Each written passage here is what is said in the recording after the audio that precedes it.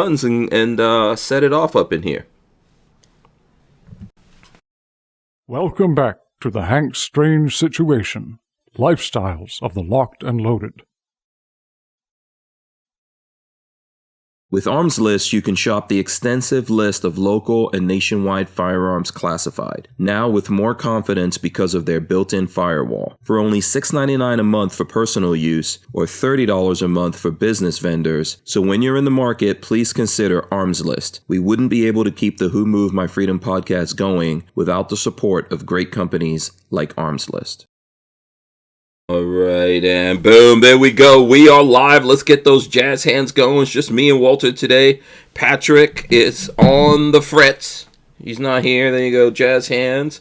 All right, thanks for joining us. So this is episode 1050 of the Who Moved My Freedom podcast, FreeForAll Monday. What's up? You know what this sign is? Running man? Illegals running from ICE. Oh. That's the new gang symbol. That's the symbol. Time to stepping. Time to get the hell out of Dodge, baby. Get up out of here. Get up out of here. Yes. So anyway, episode 1050 or 1050, FreeForAll Monday. Walter Keller of Safety Harbor Firearms and STEMparts.com is joining me here. Shout out to all the folks out there in the chat. Thanks so much for hanging out with us here on your Monday. We appreciate you guys. Like I said, I see Jade Grew out there and Cool Joe right now, and as other people come in, let us know. Since it's only me and Walter, here's what I was going to do tonight. Any rumors, myths, legends, anything you ever heard about Walter Keller, any stories that you ever wanted straightening up, whatever you guys ask, he will answer. Getting straightened up. Walter, right? Walter, you committed to this. I even though I didn't ask you. You're ready for this, right? Sure? Okay, cool. There you go. And by the way, there's our logo for the night. There you go. There you go. Let's see if we can get it up here. Boom! What do you think about that? It's just like a pet eagle. Yeah, it's just the skeleton, which always represents me, pirate life, kind of like an AR SBR, I guess I would say SBR. Kind of actually like the XM177. Kind of. Is it? Oh, okay. Man, you need to make a dictator. Something looks off about this. Let me see. Oh, what's it that's throwing me? It's got a funny break, but it's getting yeah. better. Oh, well. The magazine well looks kind of weird. Oh. Yeah, the magazine well. But overall, it looks decent on that. You were saying before we started the hand looks weird. Yeah. And I like that it has some kind of watch on there. It's not identifiable. And then, of course, yeah, you look like Walter's always the eagle. Walter looks like the pet eagle. The pet eagle, yeah. Do you think you could actually keep an eagle like that without him clawing your eyes out? It might be a little challenging. Yeah, I think you would get your face really... You have to put one of those leather masks on your face. Your face is going to get... I don't know. I actually don't know anyone who's ever kept a pet eagle, but I'm sure there's people. Yeah, probably if it's injured or something, you could have a pet eagle. Yeah. Right, I think you have to have some kind of license to I'm sure. mess with the eagles, because I think any protected creatures that we have here, you touch those, you go to prison. That's what I believe. Yeah. Yeah, like Florida has those gopher tortoises. Yeah, don't fuck with the turtles. Leave the turtles alone. Yeah, don't mess with them. If you want to go fuck with something, go jump in the river and fight with an alligator. Yeah, go find a nice small alligator, about that big. Yeah. You'll be fine. They didn't do nothing. Yeah. We have those here. We don't mess with them. They can do whatever the hell they want to do. Yeah. That now the tortoise I think is protected in protected in Florida? Or I think that's a Florida thing. I'll have to look that up. It is, yeah. I don't think it's I don't know if it's a national thing. Yeah, I don't think that particular one's national. The gator's also protected. Believe it or not, yeah, and the freaking alligators, and they're not endangered. That I got to get DOGE on that thing. DOGE has got to Yeah. fix that. What's up with that? You know what?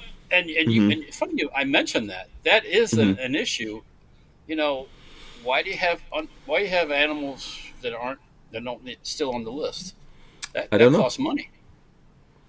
That costs money. Yeah, well, because there's money that's going to Fish and Wildlife or whoever, right? Surveys and all this bullshit. Yeah. I think the money should be going to making gator bites. Someone's sending that money to USAID so that they can come up with a coronavirus that would affect that's going to affect the alligators.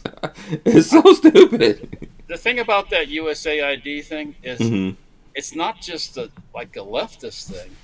Mm-hmm. Everybody's stuck their fingers in that thing. Yeah, CIA, everyone. The Bushes, the Clintons, everybody. Yeah, New York Times was getting some money. Yeah, Politico. Come on. Why are we funding these leftist organizations? Yeah. Well, I always said, why are we funding the PBS, by the way, too, actually? Yeah, we don't need to fund anyone. And nowadays, we don't need it. Perhaps in the past, like in way back in the days, but I don't think we need it today. No. We definitely don't need it. You can't make it, you can't make it. Yeah. So let's see here. Before we jump into the questioning, the tough questions for Walter, a couple things. Oh, so first of all, this is my Walther GSP in 22. There you go. I found this myself while I was traveling. You got that when you were in the Olympics. What are you talking about? Right. Yeah. Sure. Yeah, I would like to see. You know what? Maybe when I was young and skinny, I could have been in the Olympics. It's possible. But yeah, the grip was whatever grip they originally had on it. Someone messed with it and like adjusted it to their own hand, I guess. Yeah. So actually, Walther helped me out and got me a replacement for that. And then Patrick, Babyface P, actually helped clean up the rest of this. So very nice gun that, by the way, never shot. Really? No. Why? I don't know. I think we need to do another 22 video. All 22s. Yeah, and just do and like have a competition and see who, because this is supposed to be. I tell you what to do. You want to have a 22 pistol competition? Yep. You get to pick whatever pistol you want to compete with. Yeah. Whether it's a fancy Walther or it's a Mark II Ruger or a revolver, and then let the chips fall where they may. Yeah, we'll set up like a 22. Like we'll show all the 22s we have. And then we'll set up like a 22 Plinkster kind of competition at the end, and see who wins. See, check for accuracy. What are you holding over there? What you got? Well, this is my XM 450. Yeah. Now let me go. Hold on. Let me go full screen here so we can actually show that off. Now, are you supposed to be talking about this right now, or? Yeah, we can do whatever we want now. Okay. All right.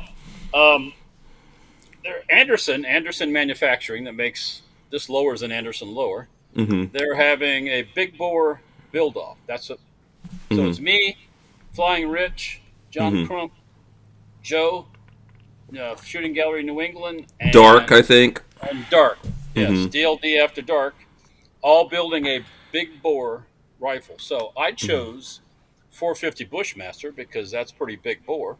Mm-hmm. And what I chose to do is pattern my build off the XM 177 from Vietnam vintage, except mine is XM 450. And if anybody notices, it looks close. There's an extra hole here. Because this motherfucker runs full fucking auto, bitch. Have you tested this with 450 Bushmaster? Certainly. And if you would like to see the video, you can go to Safety Harbor Firearms on YouTube and look at the short.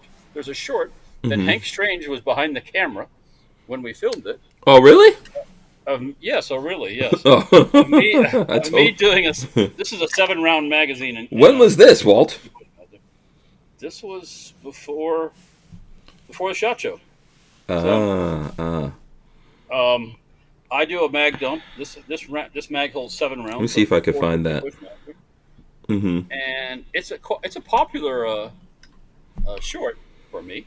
This is actually a metal car stock, which I bought probably 20 plus years ago and never used it. And this is the perfect time to build this guy up. I had to make this brake from scratch because there's nobody makes a 450 diameter XM 177 style brake. Okay. But no, this thing is pretty abusive. We'll say that. Yeah, it's got to be bodacious. Let me see if I could pull that up because I even myself forgot about it. Here we go. Okay, so yeah, on Safety Harbor Firearms, as Walt said, and it's this one, XM450. You got 13K views on it so far. And let me see. We're not gonna get to see the whole thing here because, and then that's pixelated right there. That needs to catch up.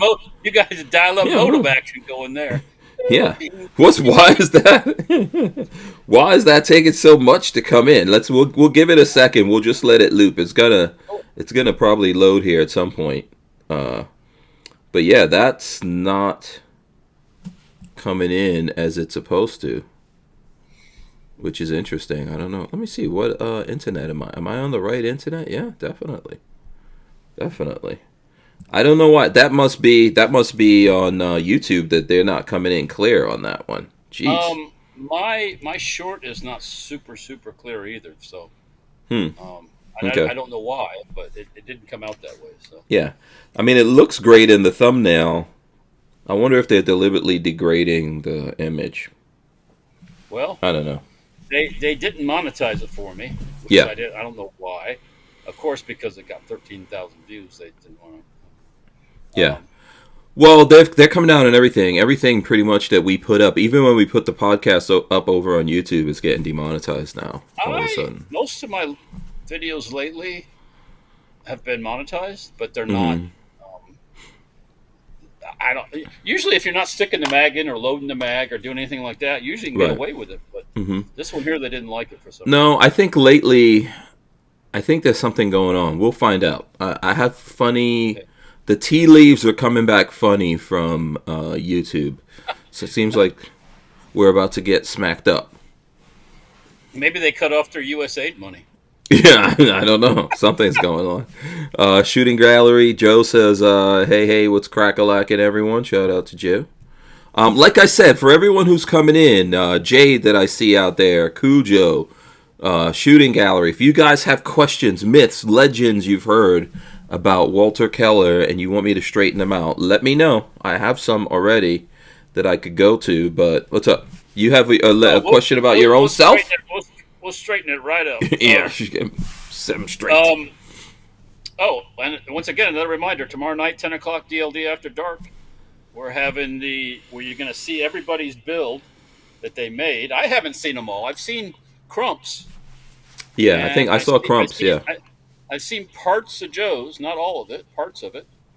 Did I see Joe's? I think he knew what I was doing from day one because we talked about it in the shop.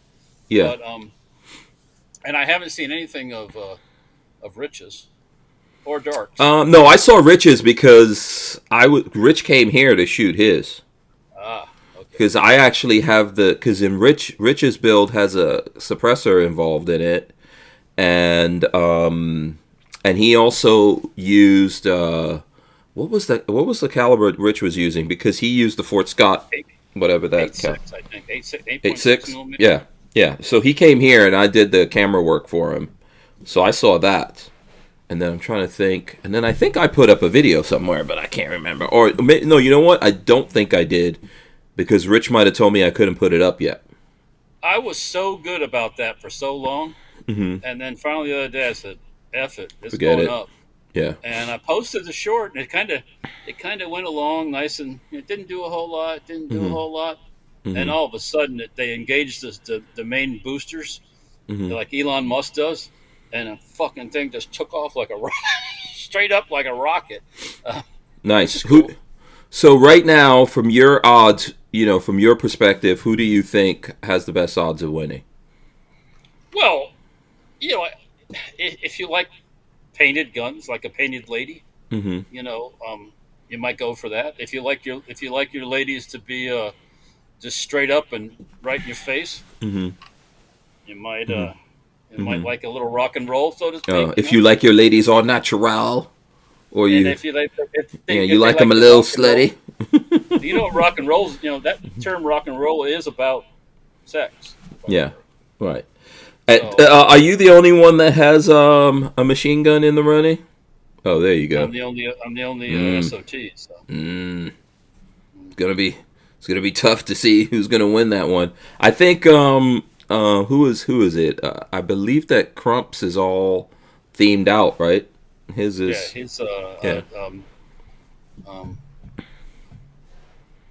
yeah. What was it? Was it Deadpool? Was it Deadpool? Yeah. Yeah, his is Deadpool. So you guys, tomorrow at 10 p.m. that'll be on DLD After Dark. There you go. Okay, boom. That will be on Rumble probably because we want to be able to touch the guns. Yes, yes.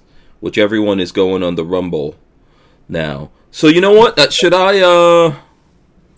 Everybody's been saying you should go to Rumble. Yeah, people have been asking me. They've been saying, Hank, we should go over to the Rumbles. Not. Yeah, you know what? I am thinking about it. I can't lie about that one. I am thinking about it. You guys might hear us switch back, or you might hear that we switch back over to Rumble. Dark, Joe, getting good numbers from Joe's been on there for a while. Dark is Dark also been on there for a while? Maybe. He's doing that too, yeah. Yeah, I think John is going over there. Crump's getting ready to go over there. So. Yeah. So there you go. Okay, for the first question that I'm going to ask, which is not really related to Walter, but let's see if we can make it Walter related. Jade Grew says, can Crump get a pardon for CSR? And, there might be a rumor out there that Walter is very closely connected to Donald J. Trump. Do you think your buddy Donald J. Trump that you can help get CSR pardoned? I don't know anything in particular, but I knew there are things in the works. So yeah, that's all I've heard. So yeah, I don't see why CSR shouldn't get pardoned. Same thing with. It's not an easy process if you're not in the news. So same thing I would say with FPS Russia. Could FPS Russia get a pardon? He's not in prison, where CSR right now is locked up. Yeah, but FPS lost a lot of rights and stuff like that behind all the crap that happened to him, which really didn't seem very fair to me. So it'll be nice to see. You know who I'm talking about, FPS Russia. Yeah, I do. Yeah, I'd like to see him also get pardoned so he could get back to exercising his rights. Exercising his Russian language skills. Right. Probably wouldn't be the most popular thing right now. I'll just say that. Who, FPS Russia? No, that playing that you're Russian. That's not. Oh. Yeah, but he's not Russian. He's a Georgia boy. I understand that, my friend. But... Yeah. Would you like to see him? Do the? Maybe he could be Ukrainian. Maybe FPS Russia finds out that he's really Ukrainian. How about that? Be yourself. Yeah. Speaking of pardons. Pardon? Yeah. You probably have not heard this because this news is breaking right now. Rob Blagojevich was pardoned by Trump. No. So we're not just making up stuff. See, Trump pardons former Illinois Governor Rob Blagojevich. Boom. Oh, right because you know why they threw him in jail? Because he was going to bust on the Democrats. Yeah. So remember that. But now remember in Trump's first term, I believe that Trump commuted his sentence. Remember? So he spent time already locked up. Blagojevich. Yeah, he spent time locked up, and then I think that when Trump came into office, he commuted his thing. Now Trump fully pardoned him, but this earlier today, I heard that he's pardoning him because he wants to make him an ambassador to like Kosovo or something, someplace like that. Yeah, one of those countries, one of those Eastern. Listen, Blagojevich. Just listen to the name. Yeah, Blagojevich. Yeah, that could be his people. Right. As you always say, it could be his people. Yep. Yeah, I think I'm cool with it. I got no issues with it. And he was at the wasn't he at the inauguration? I think so. I think Blagojevich was at the inauguration looking at Jeff Bezos' chick's boobs. I believe. Well, you would be too if you were standing right next to him. Hell yeah! Of course. Here's my theory. If you're going to show him, I'm going to look. Yeah. If you're going to show him, I'm going to grow him. I can't touch him, but I'm going to look for sure. So. Yeah. Yeah, interesting. So I think that's official. I heard it was going to happen, but I think it's official. So. And, Trump. I always want to say Crump. Trump definitely is drawn to the folks that are that have flipped over from the dark side. Mm-hmm. Because I think they understand his plight. Yeah, we're going to be right back. We wouldn't be able to keep the Who Moved My Freedom podcast going without the support of great companies like Franklin Armory. Franklin Armory provides 100% US-made firearms and awesome binary option triggers. Their focus and purpose is to provide freedom tools to all Americans, especially those in not-so-free states. So when you're in the market, please consider Franklin Armory. Boom! Okay, we're back. Yo, what's up? Speaking of Franklin Armory, don't forget our conversations we had with them at SHOT Show. Yeah. Do you want to talk about it or something specific in there? Or they had binary for the 16, binary for the 17 SCAR. Oh yeah, that's right. Yeah. And we talked about the Streebog. Yes. And then they've got. You came down with the Mung, so you forgot all that stuff. Yeah, you went back to. We were supposed to do a video with Franklin Armory at the show, and we were there. I think the first time we got separated from Lola, so I didn't have the camera, and then I wound up getting really sick and not being able to go back there. But yeah, also aren't they making? They're actually making 22 rifles now that they're selling. Yeah, they're making a whole. Not this one. This they're not making, but do you recognize this? Have you ever seen this? Speaking of 22s? Something or other? Yes. Now, hold on. Let me go. I'm going to put myself on full screen here so I can show this off.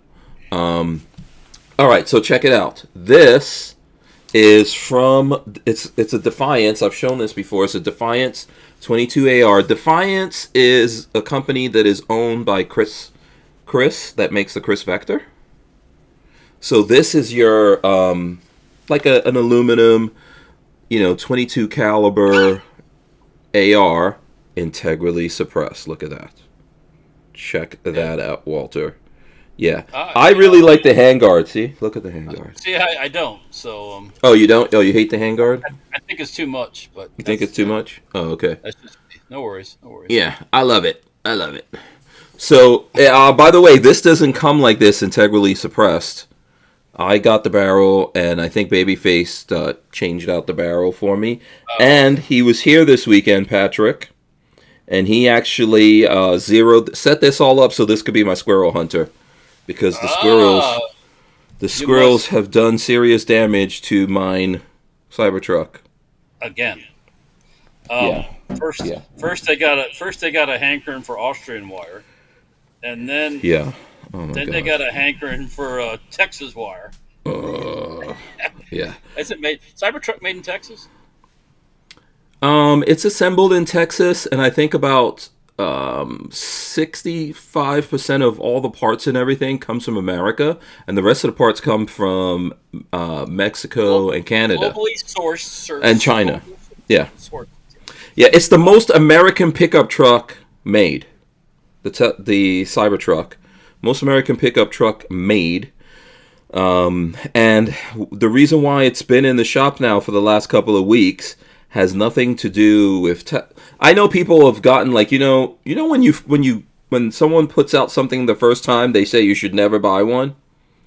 Like the first 10, first 100 or 1,000 of them always has issues. Mine... Yeah, but mine was actually VIN number like 27,000 something, and there were really no issues with it. But squirrels, those bastards, tree rats, whatever you want to call them, the scourge of the earth, they have my Cybertruck sitting in the Tesla service center, all disassembled right now. I don't know if you could see that it's all, but they're going to drop the battery. They got to drop the battery and all that kind of stuff in here. Yeah, because Because they chewed through wires, and they chewed through the high voltage wires too, which I don't know how you survive that. I don't know. Yeah. Well, I mean, I don't know how they're exposed where a squirrel can get to it. That was my question. I agree with you, sir. That is my question. I'm like, how the hell? Leon, if you're listening. Yeah. How can it be bulletproof and not squirrel proof? Step away from that DOGE for a second and tell me where. Come on, Elon. How can I bulletproof it? I'm digging what he's doing, and I'm digging the fact that he's getting in everybody's nerves. Yeah. It's just, and I think the more they get on his nerves, the more he likes it. So.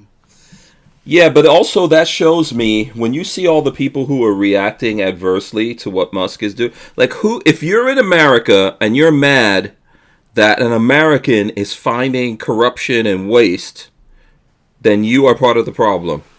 If you're mad at him if you're mad in America because your taxes are too high, your fuel prices are too high, everything's too high, too many this, too many that, and somebody goes out and starts going at it to reduce this stuff, and you're mad. Why would you be mad? Unless you're getting some of that money. Hello? Well, little wrinkled up black woman goes in front of the department. All those Democrats, and what they're doing is dangerous, by the way. And it's also what they came down on all the January 6th people about. Did you see her walking back to the car? She can't walk by herself. Oh, these people, this is one of the reasons why they don't care about America. They're all old and decrepit, all of them. All those people who are out there, all the Democrats who are out there, they're all old and decrepit, and they're all bitter. The acidity of the Trump derangement and now the frickin' Musk derangement syndrome. Cut off your payback money syndrome. That's what the deal is. Yeah. Well, the funny thing is, America is not on their side. Donald Trump is very, very popular right now. I didn't look at the Super Bowl because I don't give a crap. But I saw that Donald Trump was at the Super Bowl. Who got everyone was very happy and cheering him.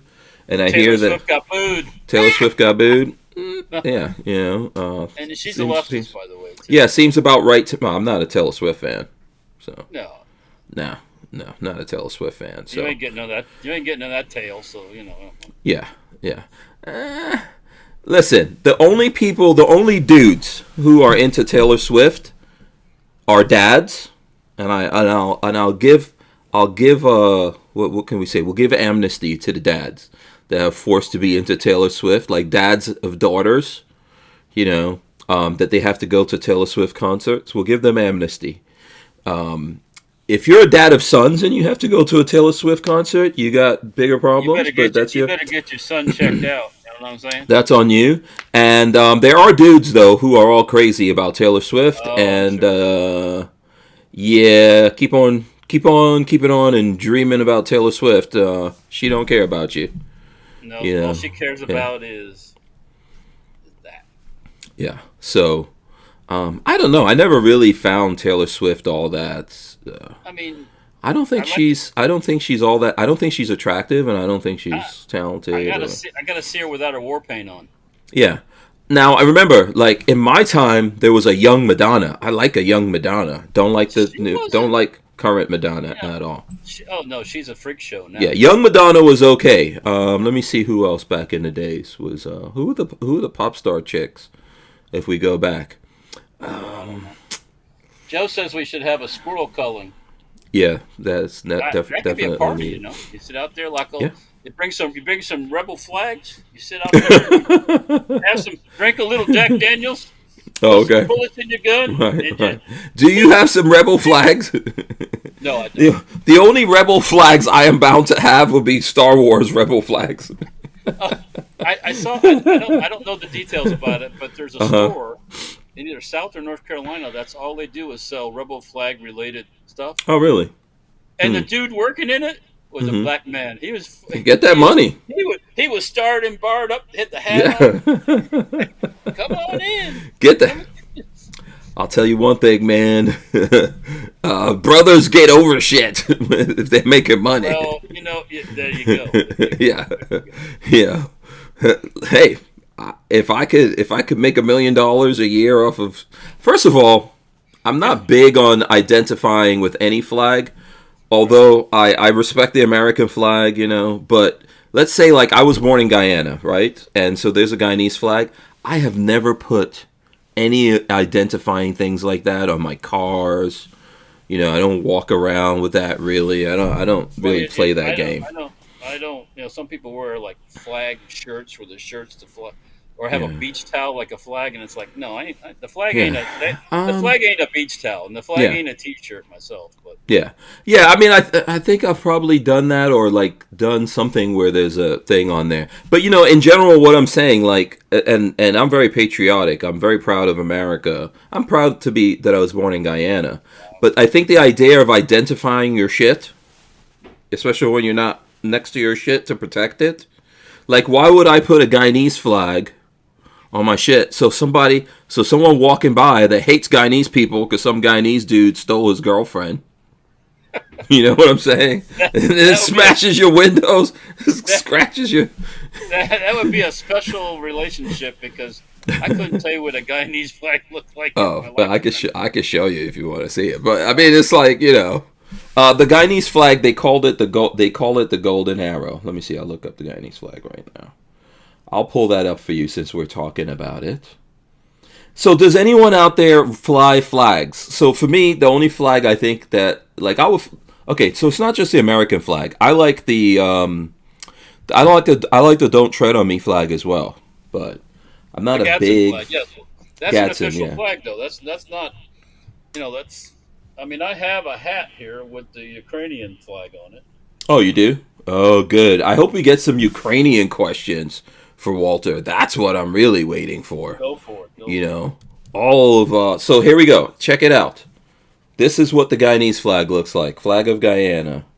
Guyana's national flag, nicknamed the Golden Arrowhead, was adopted in 1966 to mark the country's independence from Britain. So, like I always tell you guys that my parents, who were born in the mid-40s, right after World War II, they were both born British citizens, and then I guess in 1966, way before I was born, probably like about 6 years or something before I was born, Guyana like claimed its sovereignty and then came up with its own flag. So here you go. This is what the Guyanese flag looked like. If you hate Guyanese people, you see this flag somewhere. It is red, yellow, and green for anyone who's looking. Yeah. Is it just me? There's 3 different shades of green and a couple of yellow? And these different things, but yeah, basically this is what it looks like right here. This is what the Guyanese flag looks like. Yeah. And a lot of the Caribbean flags look like, let me see, what does the Jamaican flag look like? Because the Jamaican flag, I think, also has the same colors. Hold on. I know there's yellow in the Jamaican flag. And then there's meanings to all the... Oh, yeah. Okay, here we go. A lot of people know the Jamaican one. Yeah, I've seen that before. Because if you like the marijuana, you know all about the Jamaican flag. Check that out. Boom, boom. Yeah, that's what the. Yeah, so a lot of the Caribbean ones are something like that. Gonna be somewhat in that vein. So okay, I don't know how we got sidetracked. I don't know either, but identifying things, like you always see people identifying, like I see those folks who have their car and they put the little stickers of how many people, like a mother and a father and a son and a daughter, or two moms, two dads, and a little cat, or like, what are you up to? Or the coexist stickers and all that bullshit. Yeah. I believe in the gray man philosophy. Don't identify your shit out in the world. So if you see me doing a gun video, I might be dressed like, a gun guy, but typically I'm walking around looking like a regular dude. How does this gun guy dress? That's what you got to have the 511 pants, and you got to have some cargo pants, boots, and you have some kind of pulled down like this. Your hat has like a gun on it. Come take it. Yeah. You could tell gun guys, like when you were going to SHOT Show, you could tell the gun guys. Yeah, shooting gallery says the pirate flag. I do fly the pirate flag. That is true. Oh yeah, well, like one that's like no quarter given. There's one of those pirate flags that says that. Yeah, I will fly a pirate flag. When we went to SHOT, we had to stop in Austin, and when the plane loaded in Tampa, I looked around and I go, "These people aren't going to SHOT Show." They just didn't have that look, and sure enough, we got to Austin. And there was like 10 of us left on the plane when all the people in Austin got off. And then they loaded up with people going to Vegas. And right away, you could tell the gun guys. You could tell a Vegas load, not necessarily even SHOT, but the women have new clothes on, new tennis shoes, new this, new that. They're excited. A gun guy typically has a tactical looking backpack on. Yeah. Of some sort. Some patches. Some patches on there. Some cargo pants, maybe. Definitely cargo pants. Definitely cargo pants. Yeah. Might have what is it? Remember I used to wear them all the time. The paracord bracelets. Okay. At the same time that SHOT was going on, the concrete show was going on, and then you can tell the concrete guys too, because a lot of those guys are kind of round and they look like construction workers. Yep. I saw a lot of construction, a lot of concrete dudes out there, and concrete dudes have money also. Oh yeah, well. Yeah, they're making that money. Okay, so let's see. With in this segment, we got like 5 minutes. I don't know if there's any other. Let's get into some of the questions. So this is a question a frequently asked question that people have of Walther Keller. We might get into some serious ones at some point. But is it true that Walther Keller is the brains behind the AK-50? Walter. No. No? No, there you go. So that's all Brandon Herrera. I have never met Brandon Herrera. You never met Brandon? Nope. Not even here on the podcast? I thought you did. Oh, that's right. He was on the podcast one time. Yeah. Yeah, I tried. Yeah, no. Aside from that. But in person, you've never met Brandon? No. Oh, okay, there you go. So are you building a 50 BMG Gatling gun? Let's stick with the 50 caliber things? No? Okay, there you go. No. All right. Okay, that's pretty straightforward. Did you ever think, you know what, it would be cool to have a 50 BMG AK-47? Do you ever think that? Not like that, no. No. Would you? This is going nowhere. Would you buy a 50 BMG AK-47? I would. If Brandon Herrera comes out and he's taking orders and he's starting to sell them and it's a reasonable price, I'll buy one. Yeah. What do you think Brandon's going to sell them? I think at some point he will sell them, but what do you think he's going to sell them for? Well, it's got to be in that. Let's see. I have my number in my head, but I'm curious to see what you think a number would be. You can get a Barrett for basically $10,000.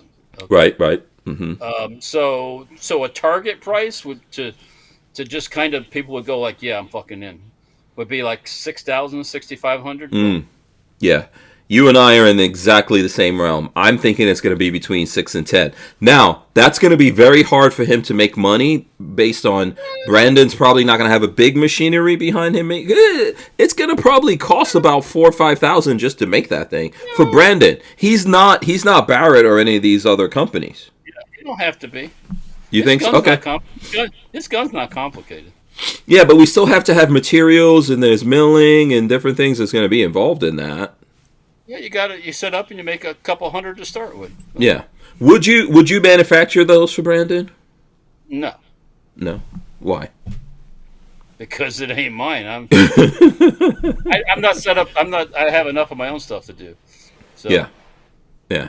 It's not easy. I don't think it's easy to build that piston and everything for a 50 to make the AK. It's taken him a long time. But also Brandon has not focused on that. He's been blowing up. That's not his main source of income. So Yeah. We'll see. I think we'll see it at some point. We'll see it. Let's see. Probably. We got a wait. This is someone in here. His name is Coulter Welter. And he says, is Walter plotting world domination? That's you. You put your own thing in here? I did. I am plotting world domination. Okay. There you go. If you're listening, Trump or Elon, I volunteer to help you with your cause. Yeah. What would you like to do for Trump? What would be your favorite job in the administration? I can't say what I'm really thinking. But... you want to be in immigration? No, I was thinking blonde chick organization. The what? The blonde chick? Well, he kind of, if you notice, his press secretary, the 27-year-old, she's blonde. Yeah, the federal blonde inspection. Well, we're not going to inspect them. We're not going to get that like that, but okay. You're going to be PC on that. Make the grade, yes. Yes. No, I don't. I just like to do like what's going on right now. Clean house. Yeah.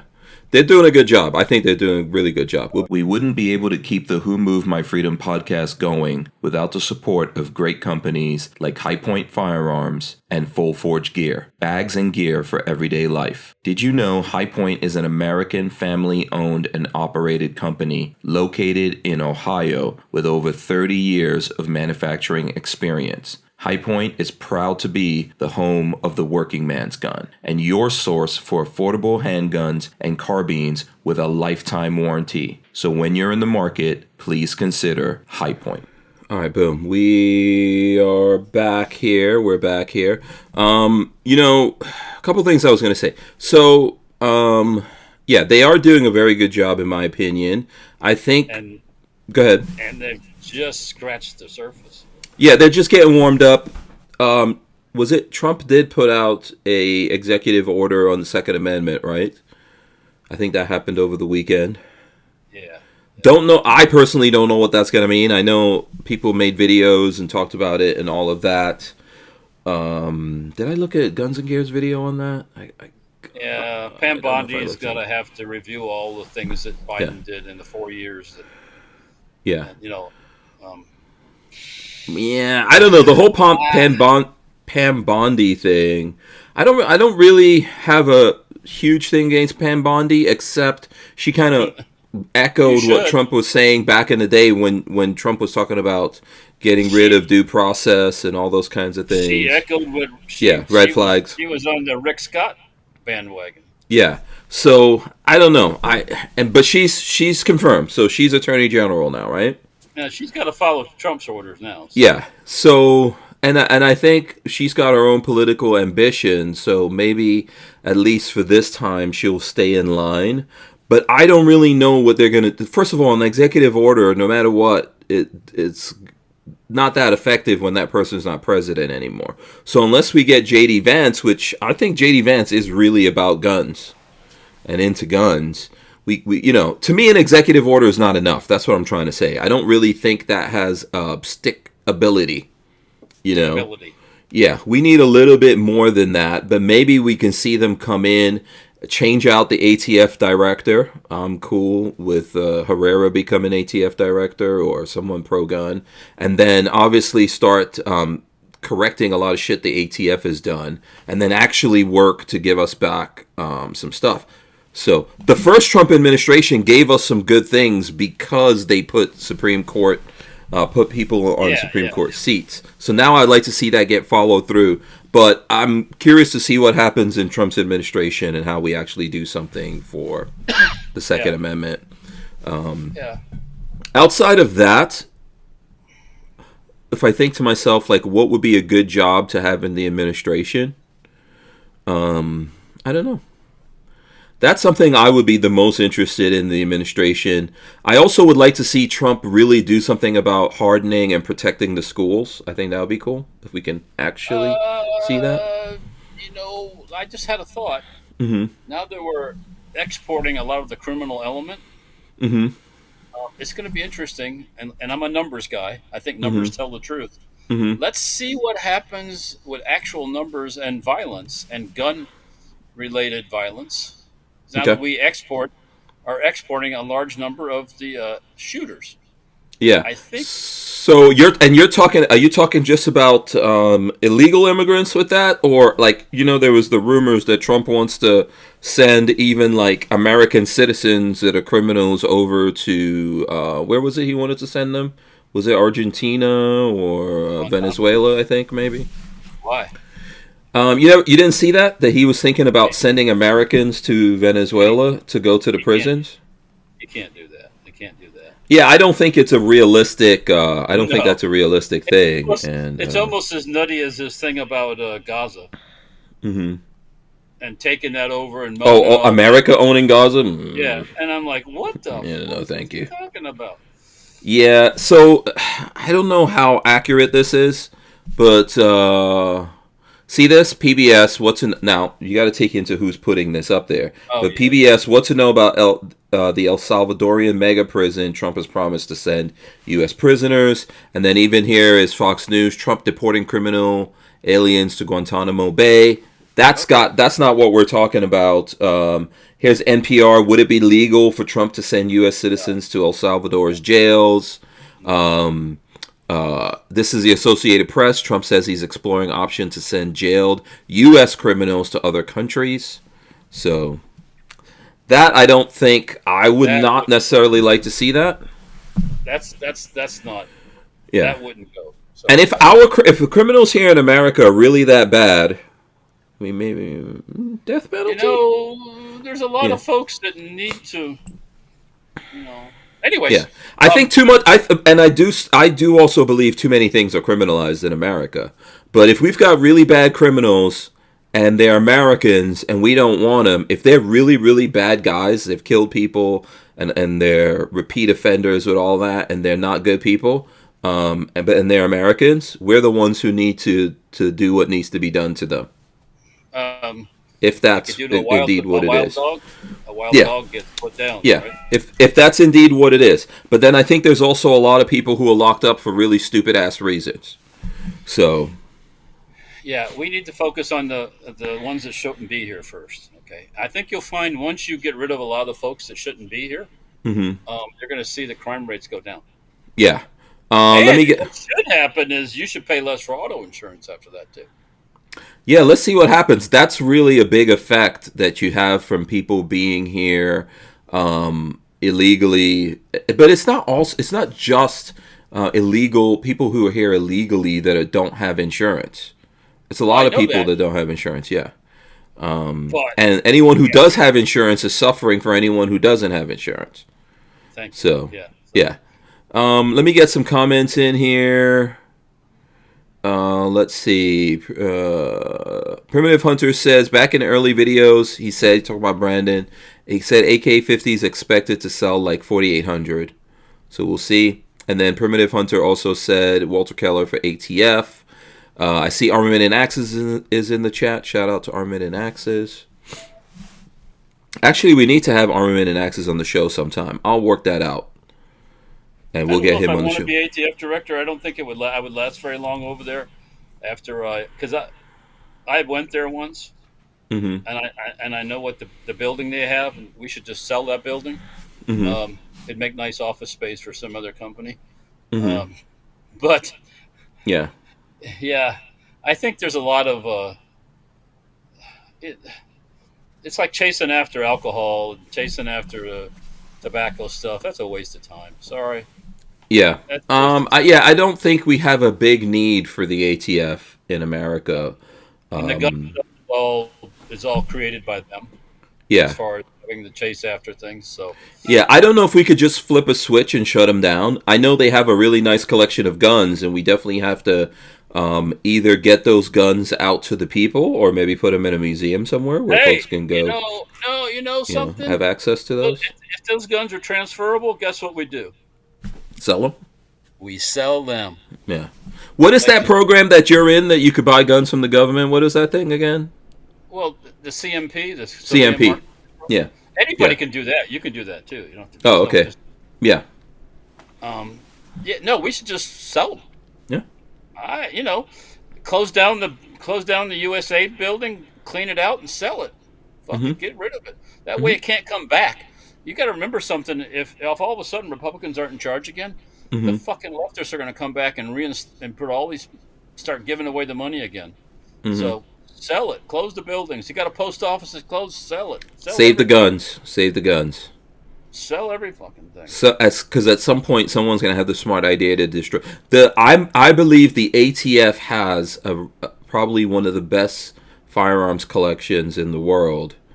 And yeah, man, can you imagine? I mean, historical guns can go to a museum of some sort, but they have examples of a lot of things just because, you know, in their criminal collection and all this stuff. Well, sell that fucking stuff. Sell it. You know. Yeah. Let the people have access. Yeah, get rid of it.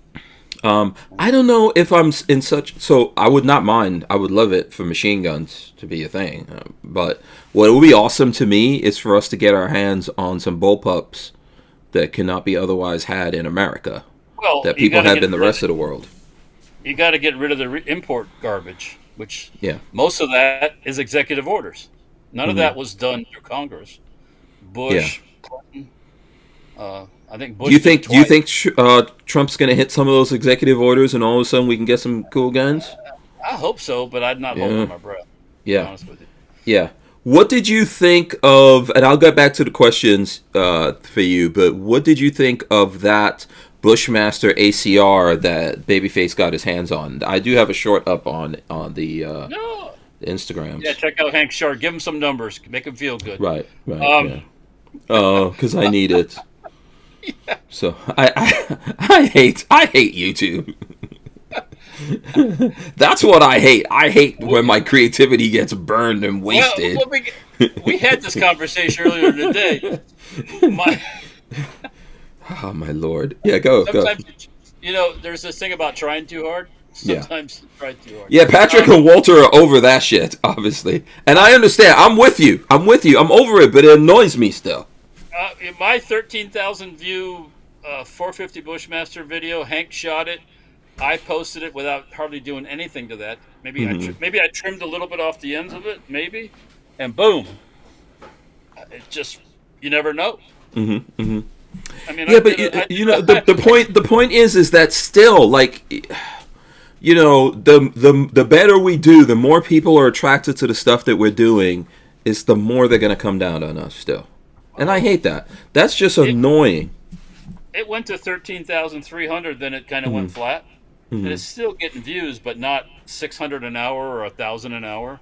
So, yeah, I think YouTube is getting ready to drop bombs. I hate to say it, guys, but it feels, the tea leaves read to me like YouTube's about to drop bombs on people. That's what I feel. So here, let's see if I can show this. There we go. That's probably better. What do you think on this? I have nothing against it. I wouldn't spend money that you guys were talking about just to get a folding stock. There's no effing way. Sorry. I think it's a cool gun. I wouldn't mind owning one. Yeah, it would have been a really cool gun if Remington wasn't involved with it back in the day. And that was Bushmaster and Remington, part of the Freedom Group at that time.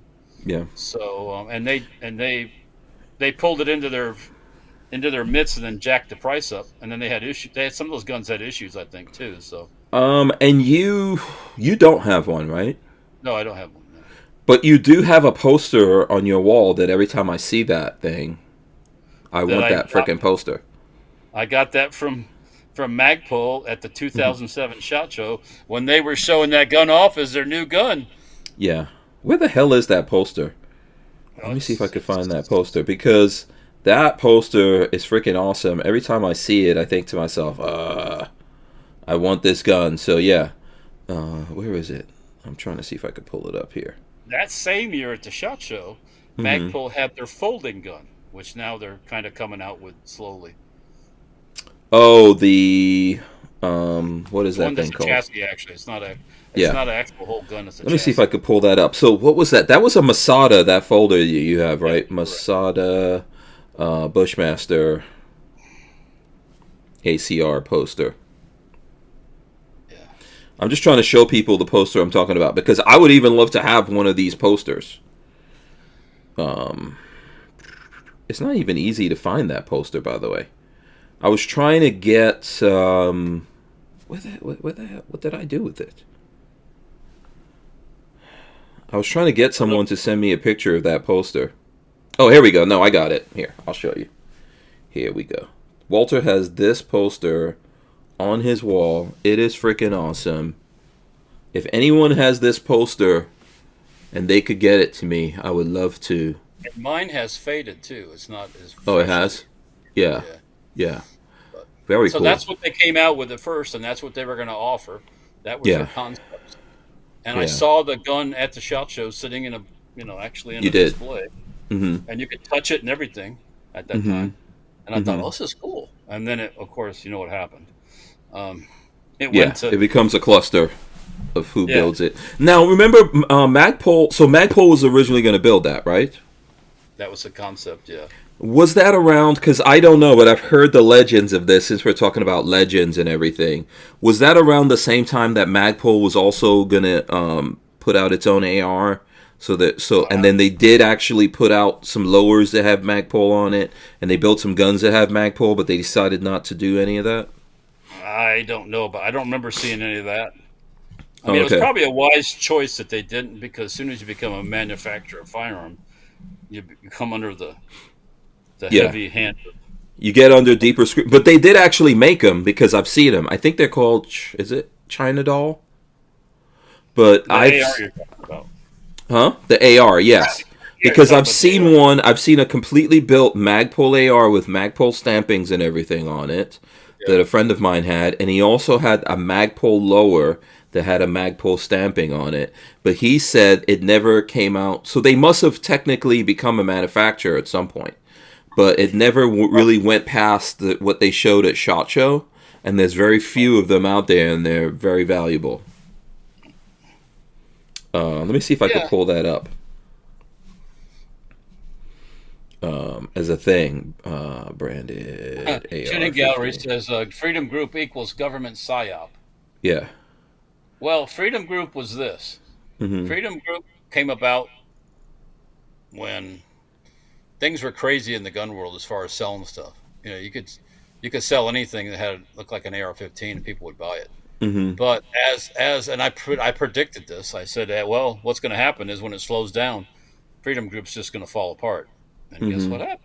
It got slow, and Freedom Group fell apart. Yeah, and it was all and they were all auctioned off and everything. So. Well, yeah, it's hard to find that, but I know that's a thing, and if anyone knows that it's a thing out there, just confirm that for me. But I've actually seen the guns. I've fired them in the past. I can't remember if I have a video on that or not. But there was a gun guy I knew that actually had a complete built Magpul AR, and he had a lower also. So just think about that. If you're into Magpul, there's no difference between a Magpul branded AR and any other AR except that Magpul brand on it. Yeah. So, I get it. Yeah. Not that much of a mark. So yeah. Armin Access says, "Love the brace ban is null." Yeah, pretty much. Yeah. That'll be one of those things that Pam Bondi will look at. Yeah. Let's see what'll happen with Pam Bondi. We can't really do it. We're past it now. So we gotta deal with that. Okay. Let's see. So here's another myth or legend question for Walter Keller. Says, I heard he did some wet work for DARPA back in the day. What is the definition of wet work? Wet work. Yeah. Does that involve some pew-pews? Employee at DARPA? No.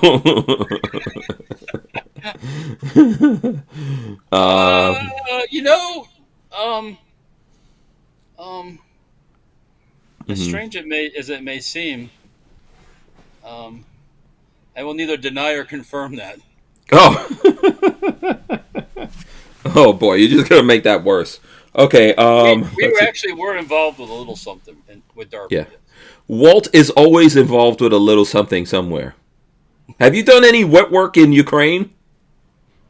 I will neither confirm or deny that. Okay. Alrighty. I personally have not been to Ukraine. Okay, let's just say that. Yeah. You were not born there? No, my pappy was. was. My Your dad was, yep. Obviously, on your dad's side, going back generations, you guys. So your family on your dad's side, they left Ukraine because of the stuff that happened against Jewish people, They right? left. They came. No, nothing to do No. with being Jewish. Okay. 19 when the Germans came into Kiev, they got shipped off to labor camp. Spent the World War II in a labor camp. So why did they? So when the Germans came in, why did they ship them if they were going mostly after Jewish folks? How did they get? That's not true either. Oh, so they were just going. So when the Germans came in, they weren't just shipping out Jewish people. No. Okay. I don't know exactly why they ended up in labor camp in Poland. But there was something about them the Germans did not like. I'm not sure. Okay. I mean, they had a German last name. Keller is like Smith in Germany. Yeah. Right. Right. But I don't know if I don't know all the details. I just know they were in labor camp. Okay. Everybody survived all that. Yeah. And then for some reason they were on the wrong side of the Germans, but you're saying it wasn't that they were Jewish or anything like that. No Jewish in my family, in my father's family. Okay. Joe said he was kidding about the DARPA thing. Oh. See, I didn't even name him. He just outed his own self. Joe just doxed himself. But yeah. And accidentally found out a truth from you while he was doing it. There you go. My dad's family came to this country legally. Yeah, we're gonna take a quick break. Let's come back to it. Hold on. We wouldn't be able to keep the Who Moved My Freedom podcast going without the support of manufacturers like Safety Harbor Firearms. SHF is a quintessential family-owned small business, totally representative of the American dream. Safety Harbor Firearms is a Florida-based manufacturer of the compact entry stock and the SHTF 50 upper for an AR-15 lower. Also, SHF happily delivers on your Sten gun parts needs. So don't forget to check out stenparts.com and safetyharborfirearms.com. All right, sorry, Walt. I rudely interrupted you. What you said your family came here when? Legally? I think 1952. So they were in displaced persons, which that's what they called back in the old days, before they got the fancy name of a refugee camp. Where was that? In Poland, I believe. In Poland. Oh, okay. So they were shipped out of Ukraine into Poland, and then at the end of World War II, they got liberated by GIs and stuff. They were liberated by the Russians. Their camp. Oh, by the Russians. Okay, they got liberated by the Russians. Interesting. Okay. Yeah, so they did the whole, and nobody wanted to go back to Russia. Nobody wanted to. They didn't want to go back with the communists. I don't know if there was reasons why they didn't want to go back with the communists. See, Ukraine was a weird place before World War II in the 30s and all that stuff. There was people that were pro-communist. There were people that were anti-communist. And then when the Germans show up, what do you say you are? I would just like to get the hell out. Yeah, if you answer the question wrong. Yeah. Right there. So. Yeah. So, but. Anyways, 19. So was it like a big family? Sorry, I didn't mean to cut you off about that, but so was it like a lot of Kellers at that point that the whole family? So there was 5. Well, my uncle was born over there. My one uncle was actually born in Germany after World War II. Okay. When they were still in one of those displaced persons camps. Okay. But my actually 1, 2, 3, 4 siblings of my grandparents, both of them. So, 1952 through the UN, sponsored by basically a farmer in Natchitoches, Louisiana, of all places. And they come in through New Orleans, end up in Natchitoches, and basically he's just looking for labor. So, they hang out there, and they already had friends that came over from that side. They were up in Illinois, and eventually packed up the car and headed to Illinois, and that's where they were until we moved to Florida. But. Like you were born there. So did they ever talk about that stuff to you? Like, did they ever give you details or just give you like? Dad, every once in a while. I never asked my grandfather that stuff because I didn't think about it then. Okay. You don't think it wasn't like it wasn't a topic of conversation. When Pope John Paul, the Polish Pope, when he got anointed as Pope, we're watching TV and they're watching this stuff, and my grandfather says, "Oh, I played cards with him in the camp." Oh, yeah, that's true. Right. When he was a priest, and I was like, "No, really?" He goes, "Yeah," and his way, he'd say stuff like that, and it's like, but my dad. Their time in the world was a really tough time for the planet. Yeah. That wasn't even though I don't know all the details, but yeah. And then of course you're in displaced persons after the war, and you got nowhere to go. You don't want to go back where you came from because you don't like the people running the show there, and you don't want to stay where you're at in Poland because a lot of these places when they had these displaced persons camps, like in Germany, they had them. The Germans didn't want these people to stay either. Yeah. You're not. Get the fuck out. Yeah, that's common. I mean, yeah. I mean, we got our own problems. We don't need you. Get out. So they came over here, and then the rest is. I never thought too much about it growing up. They're like, oh, first generation American. It's like, oh, okay, well, that's kind of cool. Yeah. Now, my mother's family, they were here probably since mid 1800s or something. So, oh, okay. I was gonna say, did they come off what's the name of that ship? We didn't land on Plymouth Rock. Plymouth Rock landed on us. No, I'm not related to Crump. Right. What was that ship? What's that famous ship that all the Blue Bloods came off? My people came off the Amistad or something like that, probably. But that's a slave ship. Yeah, I know. I'm saying, I am not descendant of slaves here in America, but in the Caribbean, very much so. Right. So, yeah. Yeah, that's in a nutshell. That's the story. So yeah, I was just curious about it, like what it would have been like back in the 50s. Basically having nothing and coming to America. And you don't even speak the language. Yeah, that's what I was going to say. Did they speak English? Probably not. No. And then when you come in, just because you're white, don't mean the other white people like you either. No. Because you're Polish, and then there's you go to a town where there's Poles and there's Swedes and everybody else, and get these fuckers out of here, that kind of thing. But And people go to their, like they normally do. The Swedes living together, the Poles living in there. Boom, Yeah. Well, I mean, that's the only way you're going to survive. So. Yeah. My dad. Yeah. I never. People would say, "Oh, I hear an accent with your father." I said, "I never hear no accent with my dad. I never at all. I mean, he used to talk." Your dad had a little bit of an accent, but nothing. Yeah. Because he came here when he was he was born in 1938, so 1938, 48. So he was young when he came here. So, but yeah, the typical everybody in Europe at that time, and a lot of places, all have a story. So, because if you survived, you have a story. Your dad also seemed to me like a guy that pretty much got along with anyone. He was cool. Yeah, like your dad would talk to anyone. He was cool with me. No. He didn't have any problem with Yeah. I mean, it's like everybody. You meet people, and it depends how they treat you, and that's how you treat them. Yeah. But he just seemed to me, he seemed to me like, that he came out of those people in America that didn't have it easy, and you have to grow up surviving, so you don't have a lot of time to really spend your time judging. You're just trying to make it. My father wasn't an angel. Let's just say that. I did hear lots of things. So. In terms of like being a bad boy, or there was some of that too when he was a teenager. I heard too, but like drinking and rolling cars over and doing stuff like that. But I guess he changed when he got married. So. But yeah, and he was an old school gun guy, man. He was not super safe all the time.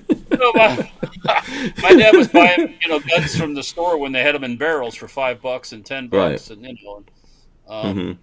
And then growing up, they were in the house, and nothing was locked up. They were just in the house. So, and I could have easily done anything I wanted, but I kind of No, and I know he was one of those stash money kind of people. Like when you hear about the people who put money in the mattress, He was a mattress money kind of dude. I was when the double wide went away, and after Peggy found that plastic bag with another $1,800 or $1,200 in it, I was wondering, please don't tell me there's some more money stashed someplace we didn't find. So you got to walk around that property with a freaking metal detector. Who knows? There might be something in that shed still that I haven't found, but yeah. No, he was an interesting kind of person. Didn't throw away anything. A lot of the old school, like my parents, obviously are younger than your parents, but my mom didn't believe in that. Like, you made something out of everything. Back in the olden days, there was no going to McDonald's or going to. Someone was asking me about that over the weekend. Like, we didn't go to the restaurants, and you didn't go. You had dinner at the dinner table, and you made stuff. That was a special thing when you went out to eat. Yeah.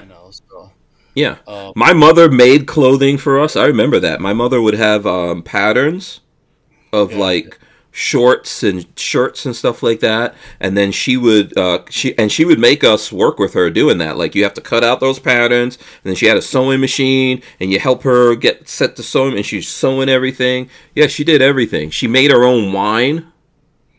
Like dessert, like cakes and all that. Like, right. Yeah. My mom did a lot of cooking too. Yeah. So. And there was never like, I love this about Lola, because Lola's awesome, right? So it's me and the two boys, and she tries to spoil us all.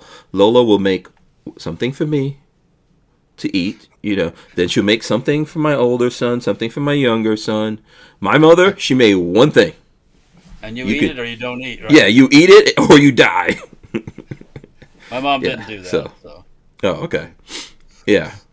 But that was just like old school. You have to, or like how I've seen you have that thing that I think came from your dad, where, if you see something out there that someone threw away because it's not working anymore for them, you fix it up. Grab it.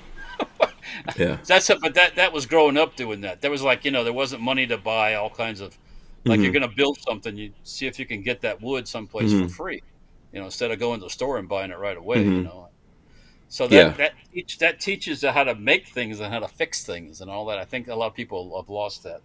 Yeah. That ability. So. Yeah, Armory Access says, my mother and grandmother both made clothes for us. Also going to Ponderosa on a single mother pair of 4 kids was a big deal. Yeah, going out to eat. Yeah. I used to eat at Ponderosa when I lived in St. Pete. That's from Night Train.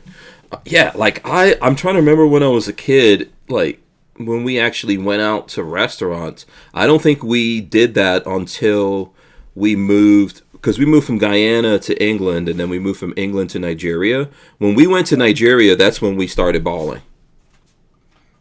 Like eating, like where you would eat in a restaurant. Right. And that was still not a big deal. Like, it was still not a thing you did often. Yeah, there was maybe around Christmas time, go out and eat. Yeah. Maybe something like that, but not, especially growing up, there wasn't a lot of money for that stuff. So yeah. And I didn't suffer or nothing like that. We weren't like poor, but we weren't definitely. We'll say lower middle class. How's that? That's a good term. Yeah. Both my parents worked, and and then as soon as I got old enough to go to a job, I got a job too. So because I wanted a car, and my mom said, "You get the car, you got to pay for the insurance. You got to work." So I said, all right, no worries. Yeah. And your mom's side of the family, just to close it out for anyone who's curious, they're Europeans. Mayflower. They came over on the Mayflower. That's the boat you're looking for. Right. I don't know exactly because we haven't dug that deep, but that's the Scottish, English, that Irish, that part up there, and then my dad is Eastern Europe and all that stuff over there. So, It's interesting. I wonder what we'll find out about your mom's side of the. Well, that's easier to find out than on my father's side, because I think so.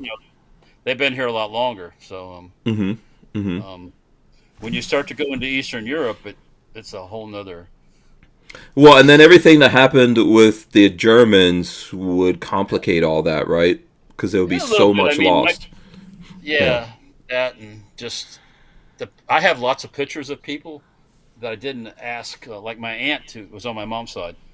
She passed away a couple years ago, and I had all these pictures, and I meant to give them to her so you can say, is this one, this one, that one, this one, Yeah. And I didn't do it. So now I have these pictures of all these people from up in Illinois in the 50s and the 40s, and I don't know who they are really. Yeah. So I always meant to sit down with my mom and just talk and record her talking about stuff, which she did. She wrote some stuff down, but I never did it. Did we ever put your dad in a video? It has to be. He has to be in a video somewhere.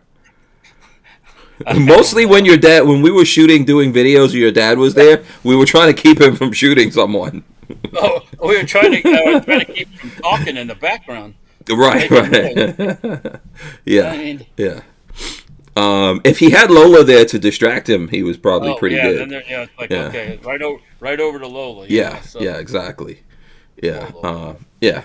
No, I we should have probably done it though. We should have probably talked to him about. I don't know if we had that much video. When he was living in the camps and stuff like that. Mm-hmm. I guess at one point they lived in German officer horse stables. Once the Germans were gone. Mm-hmm. With murals. They had murals in the horse stables and all that stuff. And then Mm-hmm. they lived in barracks, like old, 3-story barracks, a German. And then some story about throwing a cat out the roof. And wow. Do you think that has something to do with why you're so deep into the World War II stuff? Like that's really what you. My opinion, I could be wrong here, but I think that's what you would like to get your hands on the most, and the stuff you collect and all that. Oh, right? Gun stuff. Yeah, there's some cool stuff. Yeah. Yeah. But I'm an equal opportunity gun collector, so yeah. And even some people get mad about this. I've talked to people about this. Some people get mad because people collect stuff from the Nazis. I don't think people realize how many Jewish people collect things from the Nazis, because you should not. Some of the biggest collectors. Yeah, but you should not forget what those fuckers were up to, or that they existed, right? I think, There's a lot of shekels in German collectibles right now. So. When I went to the Dragon Man Museum, and the Dragon Man's Jewish, and his ancestry goes back to what happened. I mean, he's like a Jewish dude from Brooklyn and everything, but his family goes back to that. Those were the most valuable things in his collection. I remember asking him the Nazi stuff. Like, he has one of those gun belt buckles that's a gun that flips out. Yeah. That I think Hitler's bodyguards had. I think he said he has serial number 001, and that was very valuable. Yeah. So, and I think a big part of that is remembering that these people existed. These are the things they did, and someone's got to. Yeah. But today, people don't really if you talk to my kids about it, they don't really. It's something from a movie or from a video game, but does it really register? And a lot of the movies are really, really, really. They make out every German was a crazy Nazi, and not every German wanted to be there either. Mm-hmm. Doing what they were doing either. They're just like American guys. They didn't want to be over there doing what they were doing either. So. Yeah, not every Russian that's fighting right now and what's going on with Ukraine wants to go out there and get slaughtered. Or Ukrainians don't want to get slaughtered either.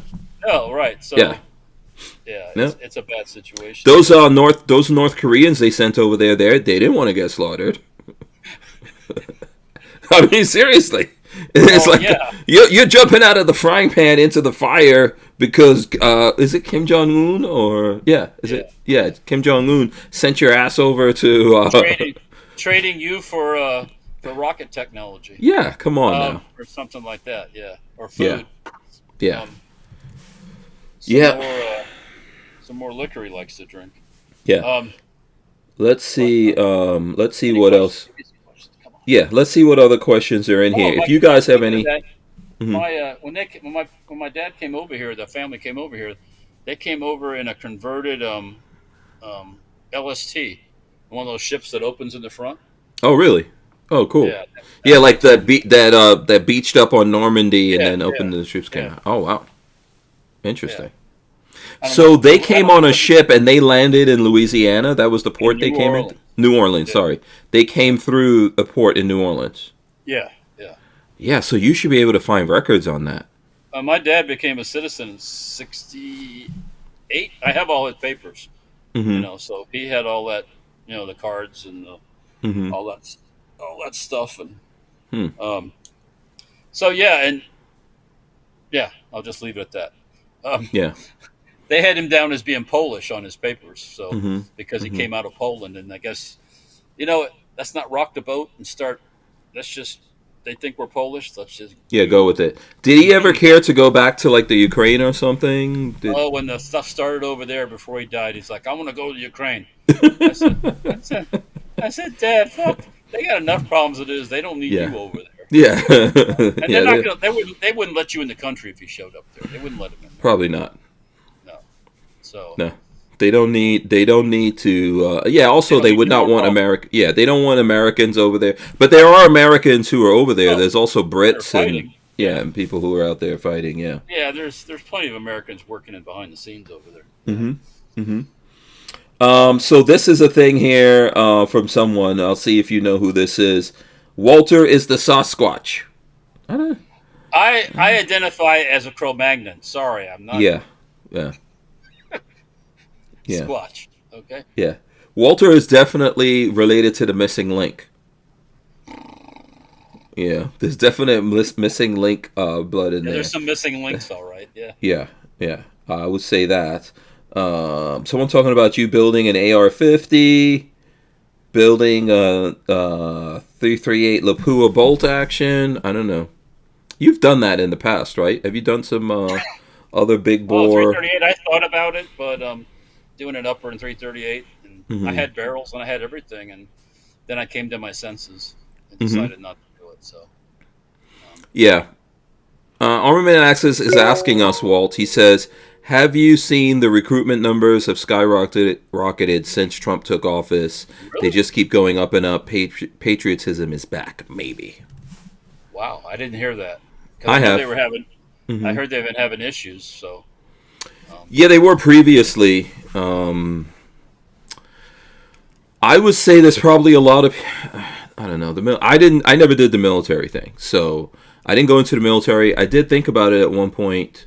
I got close a couple times. Yeah, but I did not do it. A lot of my friends, when I graduated high school in 1988, did go off and do the military.